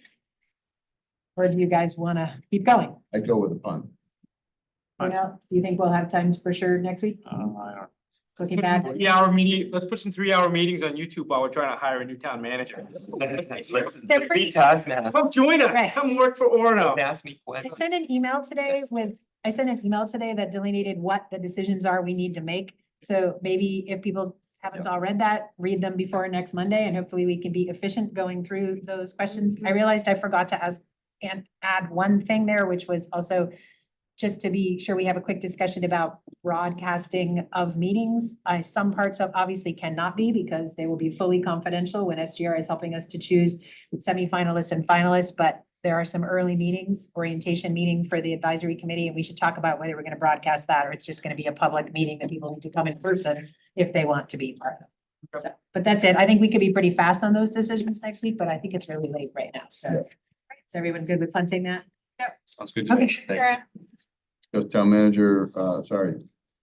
Item, Town Council Chair and Manager updates. I have nothing. Is the, Neither is Jeff. I have one thing, is the public meeting, the Route 2 corridor gonna be streamed? People wanted to know that on my Facebook post, so, yeah. We're gonna put something out tomorrow. We were trying to figure out the best way to go about Okay. doing the meeting so that we get interaction, because it's really difficult if you do certain activities to broadcast it. I think the way that we decided to do it will allow us to broadcast it, so we're gonna put something out tomorrow that will Okay, have a meeting and hang it on.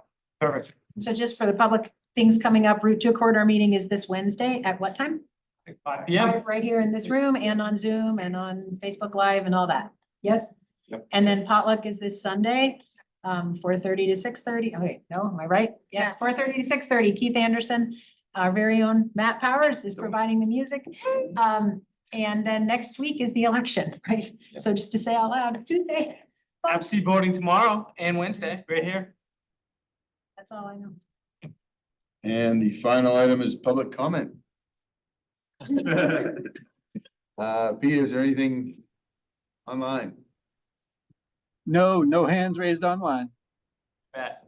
Thank you. Thank you. Thanks for Shelley, hanging in there. Sharon, thank you guys. Good job, everybody.